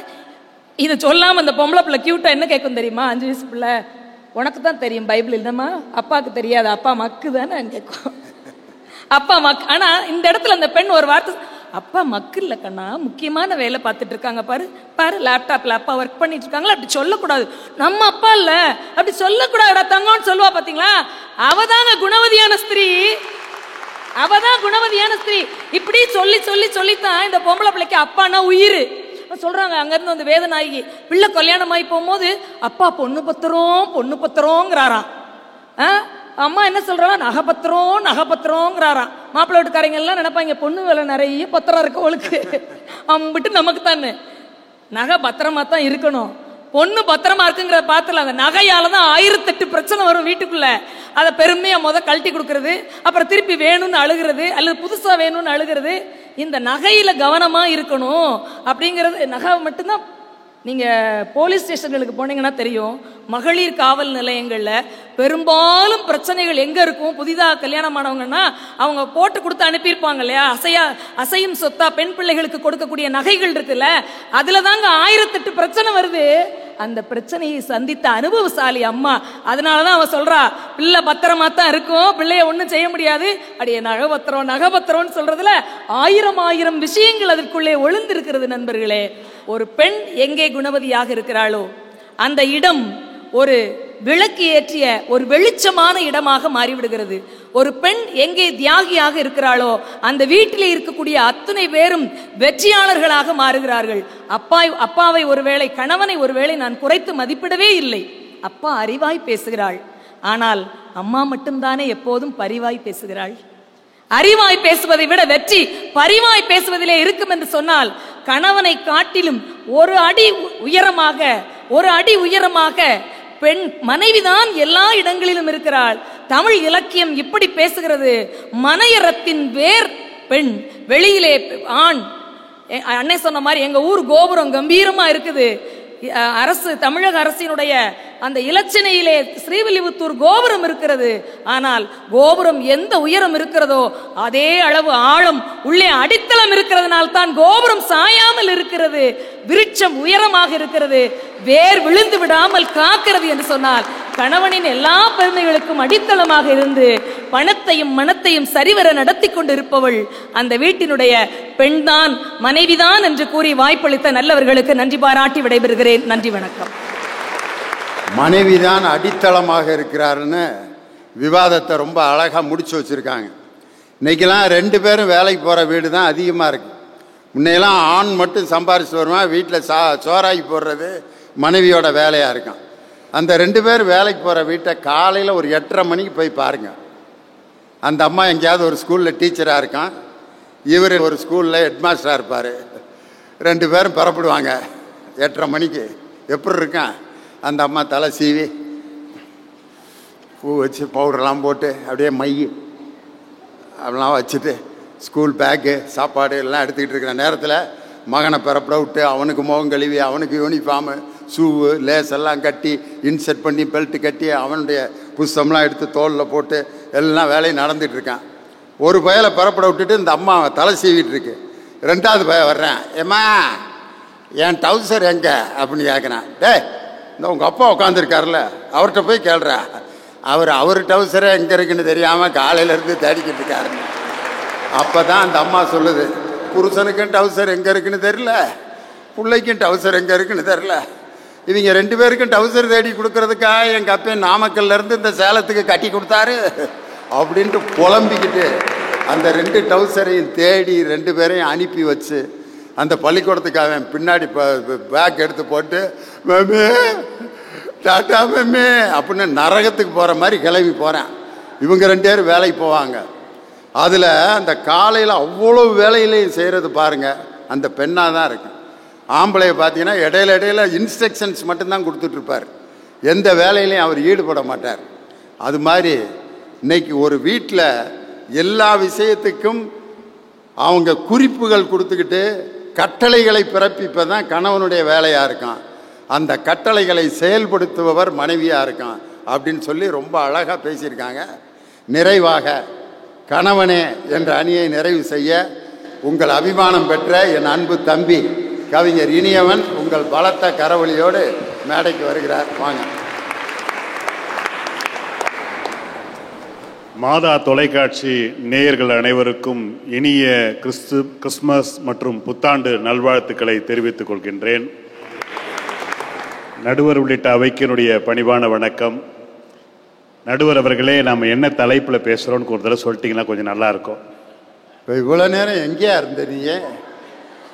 நாங்கள் 4 பேரும் இப்படி பேசிட்டு கிடக்கிறோம்.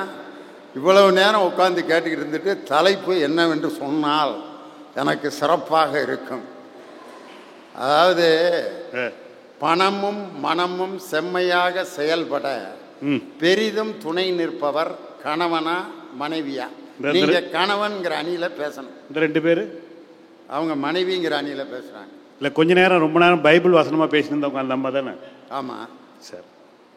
ரொம்ப சிம்பிளாக ஒரு கேள்வி கேட்குறேன். உலகத்தில் கடவுள் உலகத்தை படைத்த பொழுது மனிதனை படைத்தாங்க இல்லையா? இந்த படைச்சவங்க 2 பேர் என்ன?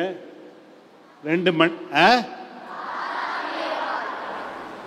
கடவுள் ஒரு வார்த்தை சொன்னார்ல, இந்த மரத்துல இருந்து பழத்தை எடுத்து சாப்பிடாதேன்னு சொல்லிட்டு அந்த பேச்சை கேட்காம கடவுளுடைய வார்த்தையை மீறினது புருஷனா பொண்டாட்டியா?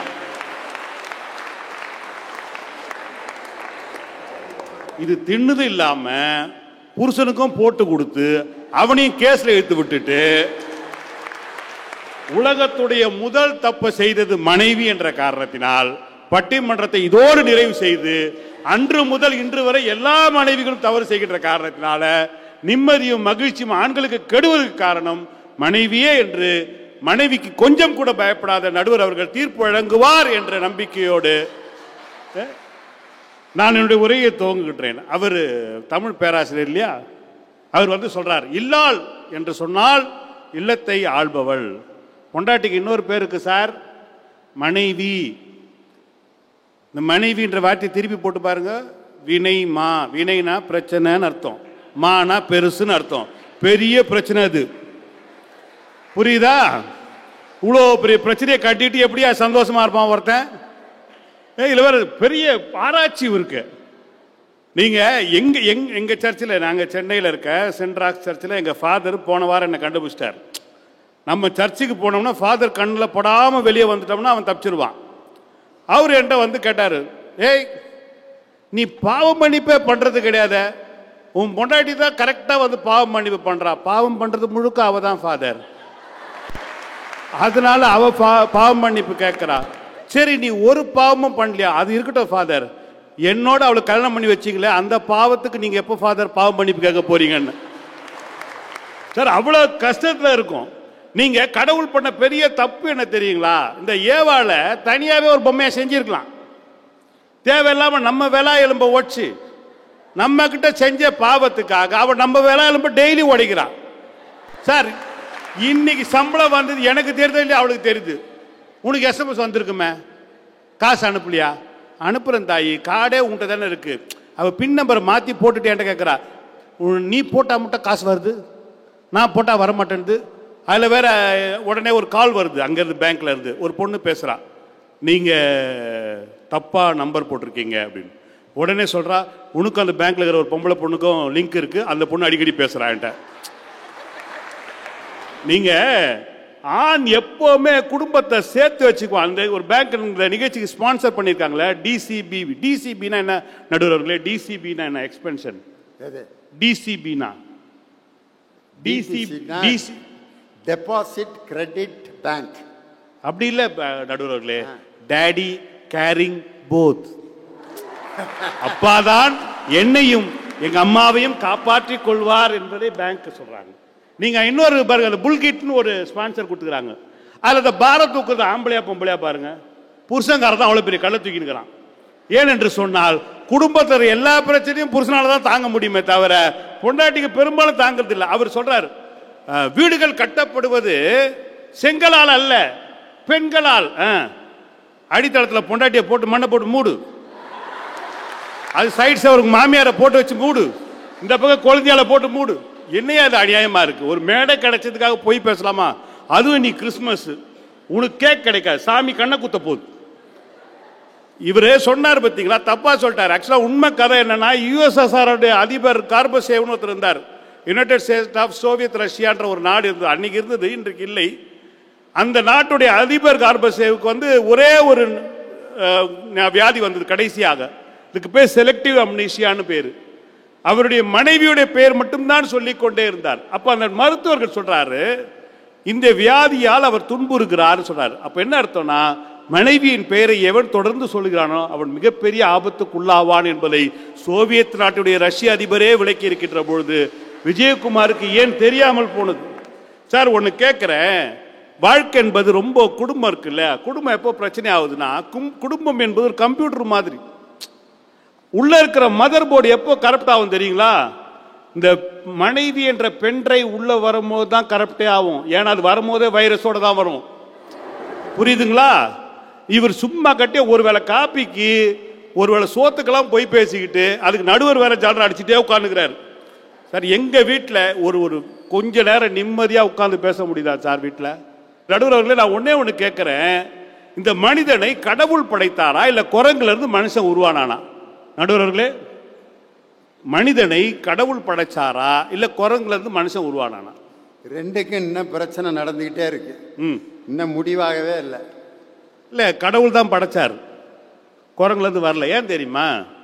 ஒரு சிம்பன்சி குரங்கிட்ட 2 வாழைப்பழம் கொடுத்துட்டு, ஒரு வாழைப்பழம் எனக்கு கடனா கொடுத்தினா உனக்கு 100 வாழைப்பழம் சொர்க்கத்தில் கிடைக்கும்னு சொன்னா சிம்பன்சி குரங்கு நம்பாது. ஏன்னா சிம்பன்சி குரங்கு அறிவாளி. ஒரு புருஷனை ஒரு பொண்டாட்டி 2 சொட்டு கண்ணீர்ல ஏமாத்திடுவா. இப்போ என்ன அர்த்தம்? குரங்குல சத்தியமா வரல, கடவுள் தான் நம்மளை படைச்சிருக்காரு. பேசிக்கலாவே நம்மளை முட்டாளா படைச்சிருக்கிறாரு. இல்லை நீங்க வீட்டில் சந்தோஷமான ஒரு நிகழ்வே நடக்கிறது இல்லை சார். அவர் வந்து சொல்றாரு இல்லையா, புருஷனுக்கு அக்கறை இல்லை, கணவன் பொறுப்பு இல்லைன்னு சொல்லிட்டு ஒன்று தெரிஞ்சுங்க.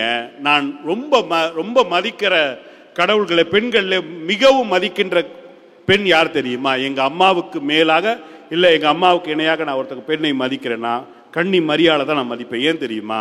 தன்னுடைய ஒற்றை மகன் சாகின்ற பொழுது தைரியமாக நின்ற அந்த தைரிய பெண்மணி உலகத்தில் வேறு யாருமே கிடையாது. ஆனால் அதே வேளையில் நண்பர்களே, ஒருவேளை அந்த இடத்தில் சூசையப்பர் நின்று கொண்டிருந்தால் அவர் தன்னுடைய மகன் இறப்பதற்கு முன்னாலே செத்து போயிருப்பார். ஏனென்று சொன்னால் அப்பாக்கள் ரொம்ப இலகிய மனசுக்குடையவள். எவ்வளவு பெரிய பெரிய ரவுடியா இருக்கட்டும், பெரிய 10 கேஸ் வாங்கணும்னா இருக்கட்டும், கொலைகாரா இருக்கட்டும், கொள்ளைக்காரா இருக்கட்டும், ஊர்ல பெரிய அதிகாரத்துடைய உச்சத்தில் இருக்கின்ற அப்பாக்கள், தன் வாழ்க்கையில கண்ணீரே சிந்தாத அப்பாக்கள், பிரசவிக்கின்ற பொழுது மனைவிக்காக கண்ணீர் சிந்தாத அப்பாக்கள், தன்னுடைய மகள் பிரிந்து கணவன் வீட்டுக்கு போகின்ற போது குழந்தை மாதிரி தேவி தேவி அழுவான். அதுதான் அப்பாவுடைய ஒரிஜினாலிட்டி. ஞாபகம் வச்சுங்க. நீங்க இதுவரைக்கும் புருஷ வீட்டுக்கு போற பொண்ணு கிட்ட ஒரு அட்வைஸ் பண்ணிக்கிறீங்களா? போய் நல்லா வாழலாம் சொல்றது, பார்த்து இரு, முடியலன்னா பார்த்துக்கலாம். அது முடிவோடு தான் போகுது. ஒரு கவிஞர் எழுதுனா, சார், வாழ்ந்த பின் அதிகம் பேசப்படுகிறார்கள், வாழும்போது அதிகம் பேசாத அப்பாக்கள் என்று எழுதுகிறான். இந்த அம்மா ஒரு வார்த்தை சொன்னாங்க முடிக்கின்ற போது, மனையறத்தின் வேர் பெண். ஆமா, மனையறத்தின் வேர் தான். மனைனா என்னம்மா? வீடு. வீட்டுக்குள்ள வேர் போனா வீடு உருப்பிட்டுரும். சார், நெஞ்சில கை வச்சு சொல்லுங்க, உங்க அம்மா சோறு போடும்போது உங்களுக்கு சுகர் இருந்ததா, பிபி இருந்ததா, கொலஸ்ட்ரால் இருந்ததா, தொப்பை இருந்ததா, வழுக்க இருந்ததா? இல்ல. இந்த புண்ணியவதிங்க என்னைக்கு வீட்டுக்குள்ள வந்தாங்களோ சுகர், பிபி, தைராய்டு, வெங்காயம், வெள்ளை பூண்டு எல்லாம் இருக்கு. இதுல மகிழ்ச்சியும் பண நிம்மதியும் இருக்குதான். சார், சூசையப்பரை பத்தி சொல்றாரு, மத்தேயு சொல்றாரு, நீதிமான். உலகத்துல இயேசுவை பார்த்து கூட சொல்ற அந்த வார்த்தையை நீதிமான் என்று ஏன் சொன்னார் தெரியுங்களா? இயேசுவை வளர்ப்பதற்கு நீதியாக வழங்கப்பட்டமல்ல, உலகத்துடைய அகில உலகத்துடைய திருச்சபையின் தந்தை யார் தெரியுங்களா? மாதா கிடையாது, சூசையப்பர். ஞாபகத்தை வச்சுங்க. மாதாவின் கணவர். கற்பு, கல்வி, திருமணம், குடும்பம், நல்ல மரணத்திற்கு பாதுகாவலர் யார் தெரியுமா? மாதாவின் கணவர் சூசையப்பர். எழுதி வச்சுங்க. யாருக்கிட்ட கதை விட்டு கிடவீங்க நாட்டில்? ஒரு தேதி வச்சுங்க. இன்னைக்கு ஒரு நாள் உங்களுக்கு சந்தோஷம் வேணுமா? ஒரு ட்ரெஸ் வாங்கி போடு, சந்தோஷமா இருக்கணும். ஒரு வாரம் சந்தோஷமா இருக்கணுமா? ஒரு செல்போன் வாங்க, சந்தோஷப்படுவேன். ஒரு மாசம் சந்தோஷமா இருக்கணுமா? ஒரு வீடு கட்டு, சந்தோஷமா இருப்ப. ஒரு வருஷம் உனக்கு சந்தோஷம் வேணுமா? கல்யாணம் கட்டிக்கோ, சந்தோஷமா இருப்ப. வாழ்நாள் முழுக்க சந்தோஷமா இருக்குமா? இது எல்லாம் விட்டுட்டு நான் முன்னாடி இருக்கிற ஃபாதர் மாதிரி போயிடு, நிம்மதியா இருப்ப.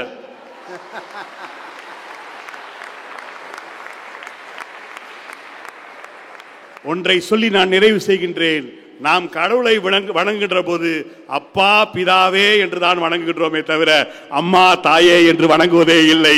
எனவே பிதாவுக்கு மகிமை உண்டாகட்டும் என்று கூறி, பிதாவின் மகனாக இருக்கின்ற பிதா மகனாக இருக்கின்ற பட்டிமன்றத்துடைய நடுவர் எக்காரணத்தை கொண்டும் மனைவிக்கு அஞ்சாத மாவீரன் என்பதை நிரூபிக்கின்ற தருணமாக இந்த பட்டிமன்றம் இப்போது நடைபெற போகிறது. இதோ மாவீரர் அண்ணன் லியோடி அவர்கள் கணவனே என்று தீர்ப்பளிப்பார் என்று நம்பிக்கையோடு விடைபெறுகிறேன். நன்றி, வணக்கம். ரொம்ப அருமையா கணவனே அப்படின்னு முடிச்சாரு. ஆண்டவர் நமக்கு சொல்லி கொடுத்த அந்த ஜெபத்திலேயே முதல் வரியில என்ன இருக்கு? பரலோகத்தில் இருக்கிற எங்கள் பிதாவே அப்படின்னு தான் வேண்ட சொல்லியிருக்காரு.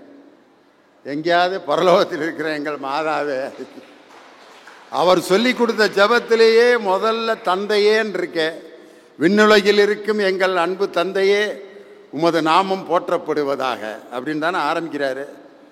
அவர் சொல்லி கொடுத்த ஜெபத்திலேயே தீர்ப்பு இருக்க, அப்புறம் ஏன் சொல்லாமல் இருக்கீங்கன்ட்டு என்னை வம்புழுத்திருக்காரு. அந்த ஜெபத்தை பிதாசுதன் பரிசாவின்னு வேற சொல்றார். தொடக்கத்தில் பிதா தான் இருக்கார் அப்படின்னு இனியவன் வித்தியாசமாக அதை கொண்டு போனார். ஒரு இல்லற வாழ்க்கையில் ஒரு கணவன் மனைவி ஆண் பெண் அப்படிங்கிறதுக்கு ஆங்கிலத்தில் பேர் இருக்கும். ஹீ ஷீ அப்படின்னு இருக்கும். அதில் அந்த ஹீங்கிற எழுத்து ஆணை குறிக்கிற எழுத்து, ஷீங்கிற எழுத்து பெண்ணை குறிக்கிற எழுத்து. அதில் பார்த்தீங்க அப்படின்னா அந்த ஷீக்குள்ளே ஹீ இருக்கான். ஒரு பெண்ணுக்குள் தான் ஒரு ஆண் அடங்கி இருக்கிறானே ஒழிய ஒரு ஆணுக்குள் ஆண் தனியாக தான் இருப்பான். ஆனால் ஒரு பெண்ணை ஆணை சேர்த்து தனக்குள் வைத்திருப்பது ஒரு பெண் தான். உமன் அப்படிங்கிற வார்த்தையை எடுத்து பாருங்க. மேன் அப்படிங்கிற வார்த்தை உமனுக்குள்ள இருக்கு. அப்போ ஒரு பெண்ணால் தான் ஒரு பெண் தான் ஒரு ஆணையும் சேர்த்து தாங்கி பிடிக்கிறாள் அப்படின்னு ஆங்கிலத்தில் இருக்க வார்த்தையே நமக்கு காட்டி கொடுக்குதுன்னு. ஆனால் இந்த குரூப் என்ன சொல்லுதுன்னா, ஆண் தனித்து இயங்குவான், ஹீ தனியாக இருப்பான். ஆனால் அந்த ஷீல இருக்க ஹீயை எடுத்துட்டா வெறும் எஸ், புஷ். அதனால சீக்குள்ள இருக்க ஹீ எடுத்துட்டா வெறும் எஸ் தான். உமனுக்குள்ள இருக்கிற மேனை எடுத்துட்டா ஊ தான், ஒன்றும் இல்லை, WO ஓ அப்படின்னா. அப்போ ஒரு ஆண் உள்ள அடங்கி இருக்கிறான் பெண்ணுக்குள்ள, ஆனால் அந்த ஆணை எடுத்துட்டா வெறும் ஓ தான் இருக்கு அப்படின்னு யார் இவங்க பேசுகிறாங்க. இந்த வார்த்தைகளை வச்சு நம்ம விவாதம் பண்ண முடியுமா? ஒரு வீட்டில் ஒரு பெண் எவ்வளவு நுட்பமாக பணி செய்கிறாள், ஒரு ஆணினுடைய பங்கு என்ன அப்படின்னு. இன்னைக்கு பார்த்தீங்கன்னா, இன்னைக்கு ஒருத்தரை ஏமாத்துறது அப்படிங்கிறதுக்கு என்ன வார்த்தை சொல்கிறோம்னா, அல்வா கொடுக்கறது. அவருக்கு அல்வா கொடுத்துட்டேன் அப்படின்னா என்ன அர்த்தம்னா, அவரை ஏமாத்திட்டேன் அப்படின்னு அர்த்தம். ஏன் இந்த அல்வா கொடுக்கறது ஏமாத்துறதுங்கிறது எப்படி வந்துச்சு தெரியுமா? புதுசாக கல்யாணம் ஆன ஒருத்தன் தன்னுடைய மனைவிக்கு மணப்பாறையிலேருந்து முறுக்கு வாங்கிட்டு வந்திருக்கான். அந்த அம்மா முறுக்கை வாங்கி ராத்திரி 11:30 மணிக்கு உட்காந்து டரக்கு டரக்கு டரக்குன்னு சத்தம் போட்டு தின்னுக்கிட்டு இருக்கு. வெளியில் அவங்க வீட்டுக்காரரோட அம்மா படுத்துருக்கு. அது அந்த திங்கிற சத்தத்தை கேட்டுட்டு, பெற்று வளர்த்து ஆளாக்கி கட்டி கொடுத்த இவ்வளவு கஷ்டப்பட்டு கல்யாணம் பண்ண எனக்கு இது வரைக்கும் ஒன்று கூட வாங்கி தரல இந்த பாயா. நேற்று வந்தவளுக்கு இந்த முறுக்கை 1.5 கிலோ வாங்கி விடிய விடிய இப்படி கிரைண்டர் மாதிரி அரைச்சிக்கிட்டு இருக்கா அப்படின்ட்டு காலையில் மகனை பிடிச்சிருச்சு அவங்க அம்மா. நேற்று என்னடா வாங்கி கொடுத்த? முறுக்குமா? ஏண்டா வெளியில் ஒரு கிளவி படுத்திருக்கேனே, எனக்கு எதாவது வாங்கி கொடுத்தியா அப்படின்னு. இல்லைம்மா, உனக்கு பல்லு அவ்வளோ சரியா இல்லை, முறுக்கு திங்க முடியாது, அதனால தான் அவளுக்கு வாங்கி கொடுத்தேன்ட்டு. அப்புறம் ஆம்பளை உட்காந்து திருட்டுத்தனமாக யோசிக்க ஆரம்பிச்சிட்டான். சத்தம் போடாமல் திங்கிற பொருள் என்ன அப்படின்னு ஆம்பளை கண்டுபிடிச்ச பொருள் தான் அல்வா. அவன் பாட்டுக்கு 30 ரூபாய்க்கு முறுக்கு வாங்கி கொடுத்துக்கிட்டு இருந்தான். அவனை 200 ரூபாய்க்கு அல்வா வாங்க வச்சது யாரு? இந்த பொம்பளை தான். அல்வா வாங்கி கொடுத்தான்னா அந்த வீட்டுக்காரம்மா சத்தம் இல்லாமல் சாப்பிட்டுக்கிட்டு இருந்திருக்கு. உடனே வெளியில் அவங்க அம்மா ஒன்றுமே வாங்கி தரல போல இருக்கு அப்படின்னு நினச்சி அதை அமைதியாக தூங்கிருக்கு. இந்த அல்வாங்கிற பொருளை கண்டுபிடிக்கிறதுக்கு ஆம்பளைக்கு பிரச்சனையை கொடுத்தது யார்? மனைவி தான். கல்யாணம் முடித்த புதுசில் இருந்த மாதிரியா நீங்கள் எல்லா நேரத்துலையும் இருக்கிறீங்க? கல்யாணம் முடித்த புதுசில் பார்த்தா, அத்தான் வாங்கத்தான், சாப்பிடுங்கத்தான், உப்புமா கிண்டி தரத்தாங்கத்தான், ரவை வாங்கிட்டு வாங்கத்தான், உப்புமா கிண்டுறங்கத்தான், சாப்பிடுங்கத்தான், அப்புறங்கத்தான், சொல்லுங்கத்தான். எத்தனை? ஒரு வாக்கியத்துக்கு 20 அத்தான். எப்போ? கல்யாணம் முடித்த புதுசில். டீ கேட்டால் டீ கொடு, இந்த வந்துட்டேங்க தான், 5 நிமிஷத்தில் டீ போட்டு தர்றேங்க தான் அப்படின்னு கொண்டு வந்து டீ தனியாக, பால் தனியாக, சுகர் தனியாக அப்படின்ட்டு கிடைச்சா மனைவி இப்படி கிடைக்கணும்டா. எப்போ? கல்யாணம் முடிச்சு 3 மாதத்தில். ஒரு 2 வருஷம் கழிச்சு அந்த வீட்டை போய் பாருங்க, எப்படி டீ கேட்பான் தெரியுமா? இந்தம்மா கொஞ்சம் டீ கொடுக்கறது, இந்த வர்றேன், டீயே டீயே டீயே காலையிலேருந்து கத்துற. எது? 2 வருஷம். 10 வருஷம் கழிச்சு அந்த அங்கே ஒருத்தர் ஏயா வகுத்தறிச்சலை கேட்குறேன்னு, 10 வருஷம் கழிச்சு காப்பியா போய் போட்டு குடி. 15 வருஷம் கழிச்சு சொல்ல வேண்டிய அவசியமே இல்லை. இந்த காலையில் 5:30 மணிக்கு டீ குடிக்க எல்லாரும் வெளியே வர்றான்னா அவங்கெல்லாம் யாருன்னா, இந்த போட்டு கொடுக்காம நொந்து நூலாகி டீ கடை காப்பி கடைக்கு வர்றது பூரா அந்த குரூப் தான். கல்யாணம் முடித்த புதுசில் இருந்த மாதிரி எப்பயுமே நீங்கள் இருக்கீங்களா? மாறுறீங்களே. ஆனால் கணவன் அப்படி இல்லை, அப்படியே தான் இருக்கான். அவனுடைய தோற்றத்திலேயோ நடவடிக்கையிலேயோ எந்த மாற்றம் இருக்காது. அவன் தான் கணவன் அப்படின்னு சொல்லி. ஒரு அப்பா, ஒரு கணவன், ஒரு அப்பா தன்னுடைய பாசத்தை செய்கிறத வெளிக்காட்டவே மாட்டார். எங்கள் அப்பா வந்து திண்டுக்கல் சென்ட் மேரிஸில் பிஇடியாக இருந்தார், உடற்கல்வி ஆசிரியர். எங்கள் வீட்டில் வந்து 10 பிள்ளைங்க, பெரிய குடும்பம். ஃபாதர் டேவிட்டுக்கு தெரியும். எங்கள் அப்பா என் கூட தான் வேலை பார்த்தாரு. நான் வேலை பார்த்த ஸ்கூல்லே எங்கள் அப்பா வேலை செஞ்சார். அப்போ வந்து நான் பையனாக இருக்கிறப்ப எங்கள் அப்பா அந்த ஸ்கூலில் வேலை செஞ்சார். நான் ஸ்கூலில் படிச்சுக்கிட்டு இருக்கேன். அப்போ ஸ்கூலில் வந்து டீச்சர்ஸ் மீட்டிங் நடக்கும். அந்த டீச்சர்ஸ் மீட்டிங்கில் ஒரு ஸ்வீட்டு, ஒரு மிக்சரு, ஒரு காஃபி கொடுப்பாங்க. எங்கள் அப்பா என்ன செய்வார்னா, அந்த காப்பியை மட்டும் குடிச்சிட்டு அந்த மிக்சரையும் அந்த ஜிலேபியையும் ஒரு கர்ச்சீப்புக்குள்ளே மூட்டை மாதிரி கட்டி அந்த வேட்டிக்குள்ளே இருக்க டவுசருக்குள்ளே போட்டுட்டு வெளியில் நான் வந்து விளாண்டுக்கிட்டு இருப்பேன். யாருக்கும் தெரியாமல் அதை வந்து என்கிட்ட கையில் கொடுத்துட்டு போவார். ஒரு டீச்சர்ஸ் எல்லாரும் சேர்ந்து சாப்பிட்றப்ப கூட அதான் வாத்தியார்களோடு சேர்ந்து சாப்பிடாம அதை யாருக்கும் தெரியாமல் கொண்டு வந்து கொடுத்துட்டு போவார். ஆனால் இதையே எங்கள் அம்மா எனக்கு ஏதாவது ஒன்று செஞ்சால், இந்த பயலுக்கு நான் சோத்தை எவ்வளோ கஷ்டப்பட்டு ஆக்கி போடுறேன், நன்றி இல்லாமல் பேசுகிறான்ட்டு வெளியில் சொல்லி காட்டிகிட்டே இருப்பாங்க. பெற்று வளர்த்து 10 மாதம் சுமந்து 10 மாதம் சுமந்து தான் எல்லாரும் வைக்க முடியும். இதை ஏமா திருப்பி திருப்பி சொல்லி காட்டுற அப்படின்னு நம்ம சொல்லுவோம். ஆனால் ஒரு கணவன் என்பவன் வீட்டை திட்டமிடுவதில் அவனுக்கு தான் அதிக பங்கு இருக்குன்ட்டு ரொம்ப அருமையாக பேசினாங்க. ரொம்ப சந்தோஷம்.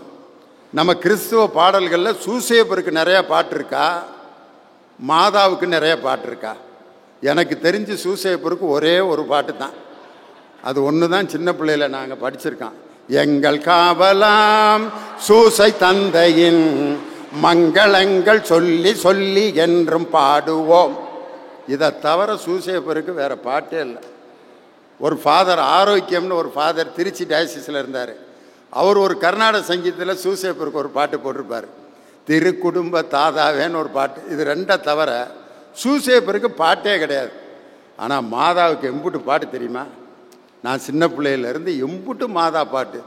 மாதாவே சரணம் உந்தன் பாதாரம் புவிக்காதாரம் கன்னி மாதாவே சரணம். மாதாவே துணை நீரே உம்மை வாழ்த்தி போற்ற வரம் தாரும். ஈதோ பிள்ளைகள் வந்தோம் அம்மா ஏற்றன்பாக எமை பாரும். அலையொளிர் அருணனை அணிந்திடுமா மணிமுடி மாமரினி. அலைக்கடலின் ஓசையிலே அன்பு மொழி கேட்குதம்மா.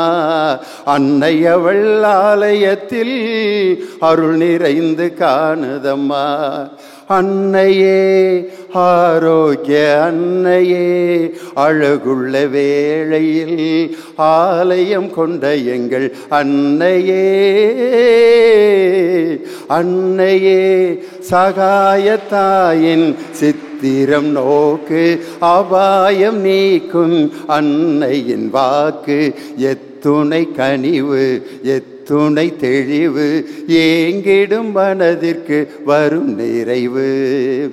இடைவிடா சகாயமாதா இணையில்லா தேவமாதா. இது ஒன்று பார்த்தாதா? மாதாக்கு எம்புட்டு பாட்டு இருக்கு. ஏன் ஒரு வீட்டில் ஒரு பெண் ஒரு நிர்வாகம் செய்வது, அந்த பெண்ணினுடைய பங்கு என்ன அப்படிங்கிறத ஒரு வார்த்தையில் நம்ம சொன்னால் போதும். ஒரு விஷயம் நான் சொல்கிறேன். இன்றைக்கி ஒரு வீட்டில் ஒரு பெண்ணினுடைய பங்கு எப்படி இருக்கும்? உதாரணத்துக்கு ஆணுக்கும் பெண்ணுக்கும் எப்படி எப்படிலாம், கணவனுக்கும் மனைவியும் எப்படி இருக்கணும் அப்படின்னு உதாரணங்கள் சொல்லுவாங்க. கணவன் வந்து வானம் மாதிரி, மனைவி வந்து பூமி மாதிரி. பூமி பூமா தேவி, பூமி தாய் அப்படின்னு சொல்கிறோம். கணவனை வான் சொல்கிறோம். கணவன் என்பவன் கொடுப்பவன், மனைவி என்பவள் பெறுபவள். அதனால தான் கணவனை வானத்திற்கும் மனைவியை பூமிக்கும் உதாரணமாக சொல்லுவாங்க. உடம்பு எடுத்துக்கிட்டா தலை என்பவன் கணவன், உடம்பு கழுத்துக்கு கீழே இருக்கிற அசைகின்ற அனைத்துமே மனைவி. இந்த மாதிரி ஊமையில் நீங்கள் வெறும் தலையை மட்டும் வச்சு ஒரு இடத்துல இப்படி வச்சு, இந்த இவர் தாங்க இந்த வந்திருக்காரு லியோனின்ட்டு வெறும் தலையை மட்டும் கொண்டு போனால் என்னைய லியோனின் ஒத்துக்குவாங்களா? என்னுடைய உடலில் இருக்கக்கூடிய அந்த இயங்கும் உறுப்பு தான் உடலினுடைய அனைத்தையும் தீர்மானிக்கிறது. ஒரு பெண் உடலில் இருக்கும் இயங்கும் உறுப்பாக இருப்பவள் பெண் தான். அதனால தான் கடவுள் ஒன்னொன்னா படைச்சிட்டு கடைசியா பெண்ணை படைச்சிட்டு, இதுக்கு மேலே நான் வேற எதையும் படைக்க முடியாதுடா, என்னுடைய படைப்பினுடைய உச்ச கட்டம் எது என்றால் அவள்தான் பெண். பெண்ணை படைத்துட்டு அதோட தன் படைப்பு தொழிலை நிறுத்திவிட்டார் என்றால் பெண் தான் கடவுளின் படைப்பிலே உயர்ந்த படைப்பு. அதனால தான் கடவுள் அதுக்கப்புறம் ஓய்வு எடுத்துட்டார். ஆனால் இவங்க என்ன சொல்றாங்க? பெண்ணை எப்படி படைச்சார் கடவுள்? ஆம்பளைகிட்ட இருந்து வெளாய் எலும்பை ஒடிச்சு அதிலிருந்து ஏவாளை கொண்டு வந்தார். ஆம்பளையெல்லாம் என்ன நினைக்கிறாங்க, அன்னைக்கு ஒடிஞ்ச எலும்பு தான் இன்னும் ஒடிஞ்சுக்கிட்டு இருக்குது. கடவுள் என்னைக்கு எலும்பை ஒடிச்சு இவளை படைச்சாரோ அன்னையிலிருந்து என் எலும்பை ஒடிக்கிறதுக்குன்னே இந்த குடும்பத்தில் எங்கேயோ இருந்து எனக்கு கட்டி என் தலையில் கட்டி வச்சுருக்காங்கன்றாங்க. அது அல்ல. உதாரணத்திற்கு ஒரு பெண்ணினுடைய பிரெயின் பார்த்தீங்கன்னா, நம்ம மூளை வலது பக்க செயல்பாடு ஆணினுடைய பக்கம், இடது பக்க செயல்பாடு பெண்ணினுடைய பக்கம்னு சொல்லுவாங்க. அதனால தான் ஒரு வலது கைக்கு ஏற்ற சரியான ஜோடி எதுவாக இருக்கும்னா இடது கையாத்தான் இருக்கு. ஒரு மனிதனுக்கு 2 வலது கை இருந்துச்சுன்னா அவனால் செயல்பட முடியுமா? இங்கன ஒரு கை, இங்கனையே இன்னொரு கை. கற்பனை பண்ணி பாருங்க. அப்புறம் எங்கே போய் குளிக்கிறது, எங்கே போய் வேணாம், அதெல்லாம் நல்லா இருக்காது. காரணம் என்னன்னா 2 வலது கை இருந்தால் ஒரு மனிதனால் செயல்பட முடியாது. அந்த இடது கை என்பது எவ்வளோ முக்கியமானது. அதனால தான் இப்போ ஒரு கானா பாட்டு கூட ஒன்று, காற்று மேலே காற்று கீழே, காற்று சைடில் காற்று ரைட்டில், காற்று லெஃப்ட்லன்னு மட்டும் அவன் சொல்லவே இல்லை. அந்த பாட்டை கவனிச்சு பாருங்க. காற்று மேலே காற்று கீழே, காற்று ரைட்டில் காற்று சைடில், காற்று லெஃப்ட்லன்னு ஏன் சொல்லலை அப்படின்னு சொன்னால், இடது பக்கம்தான் ஒரு பெண்ணினுடைய அனைத்து பகுதிகளும் இருப்பது இடது பக்கம். ஒரு மனிதனை சுத்தம் செய்வது, அவனுக்கு அனைத்து கரங்களிலும் உதவியாக இருப்பது வலது கை. மிகப்பெரிய ஆற்றல் மிக்க கையாக இருந்தாலும் இந்த உடலை பராமரிக்கிற கை எது என்று சொன்னால் அதுதான் இடது கை. அதனால இடது பக்கத்தில் இருக்கக்கூடிய இதயம் போன்ற அந்த பெண் தான் ஒரு குடும்பத்தில் ஒரு மனைவியால் தான் ஒரு குடும்பத்தை நிர்வகிக்க முடியும்.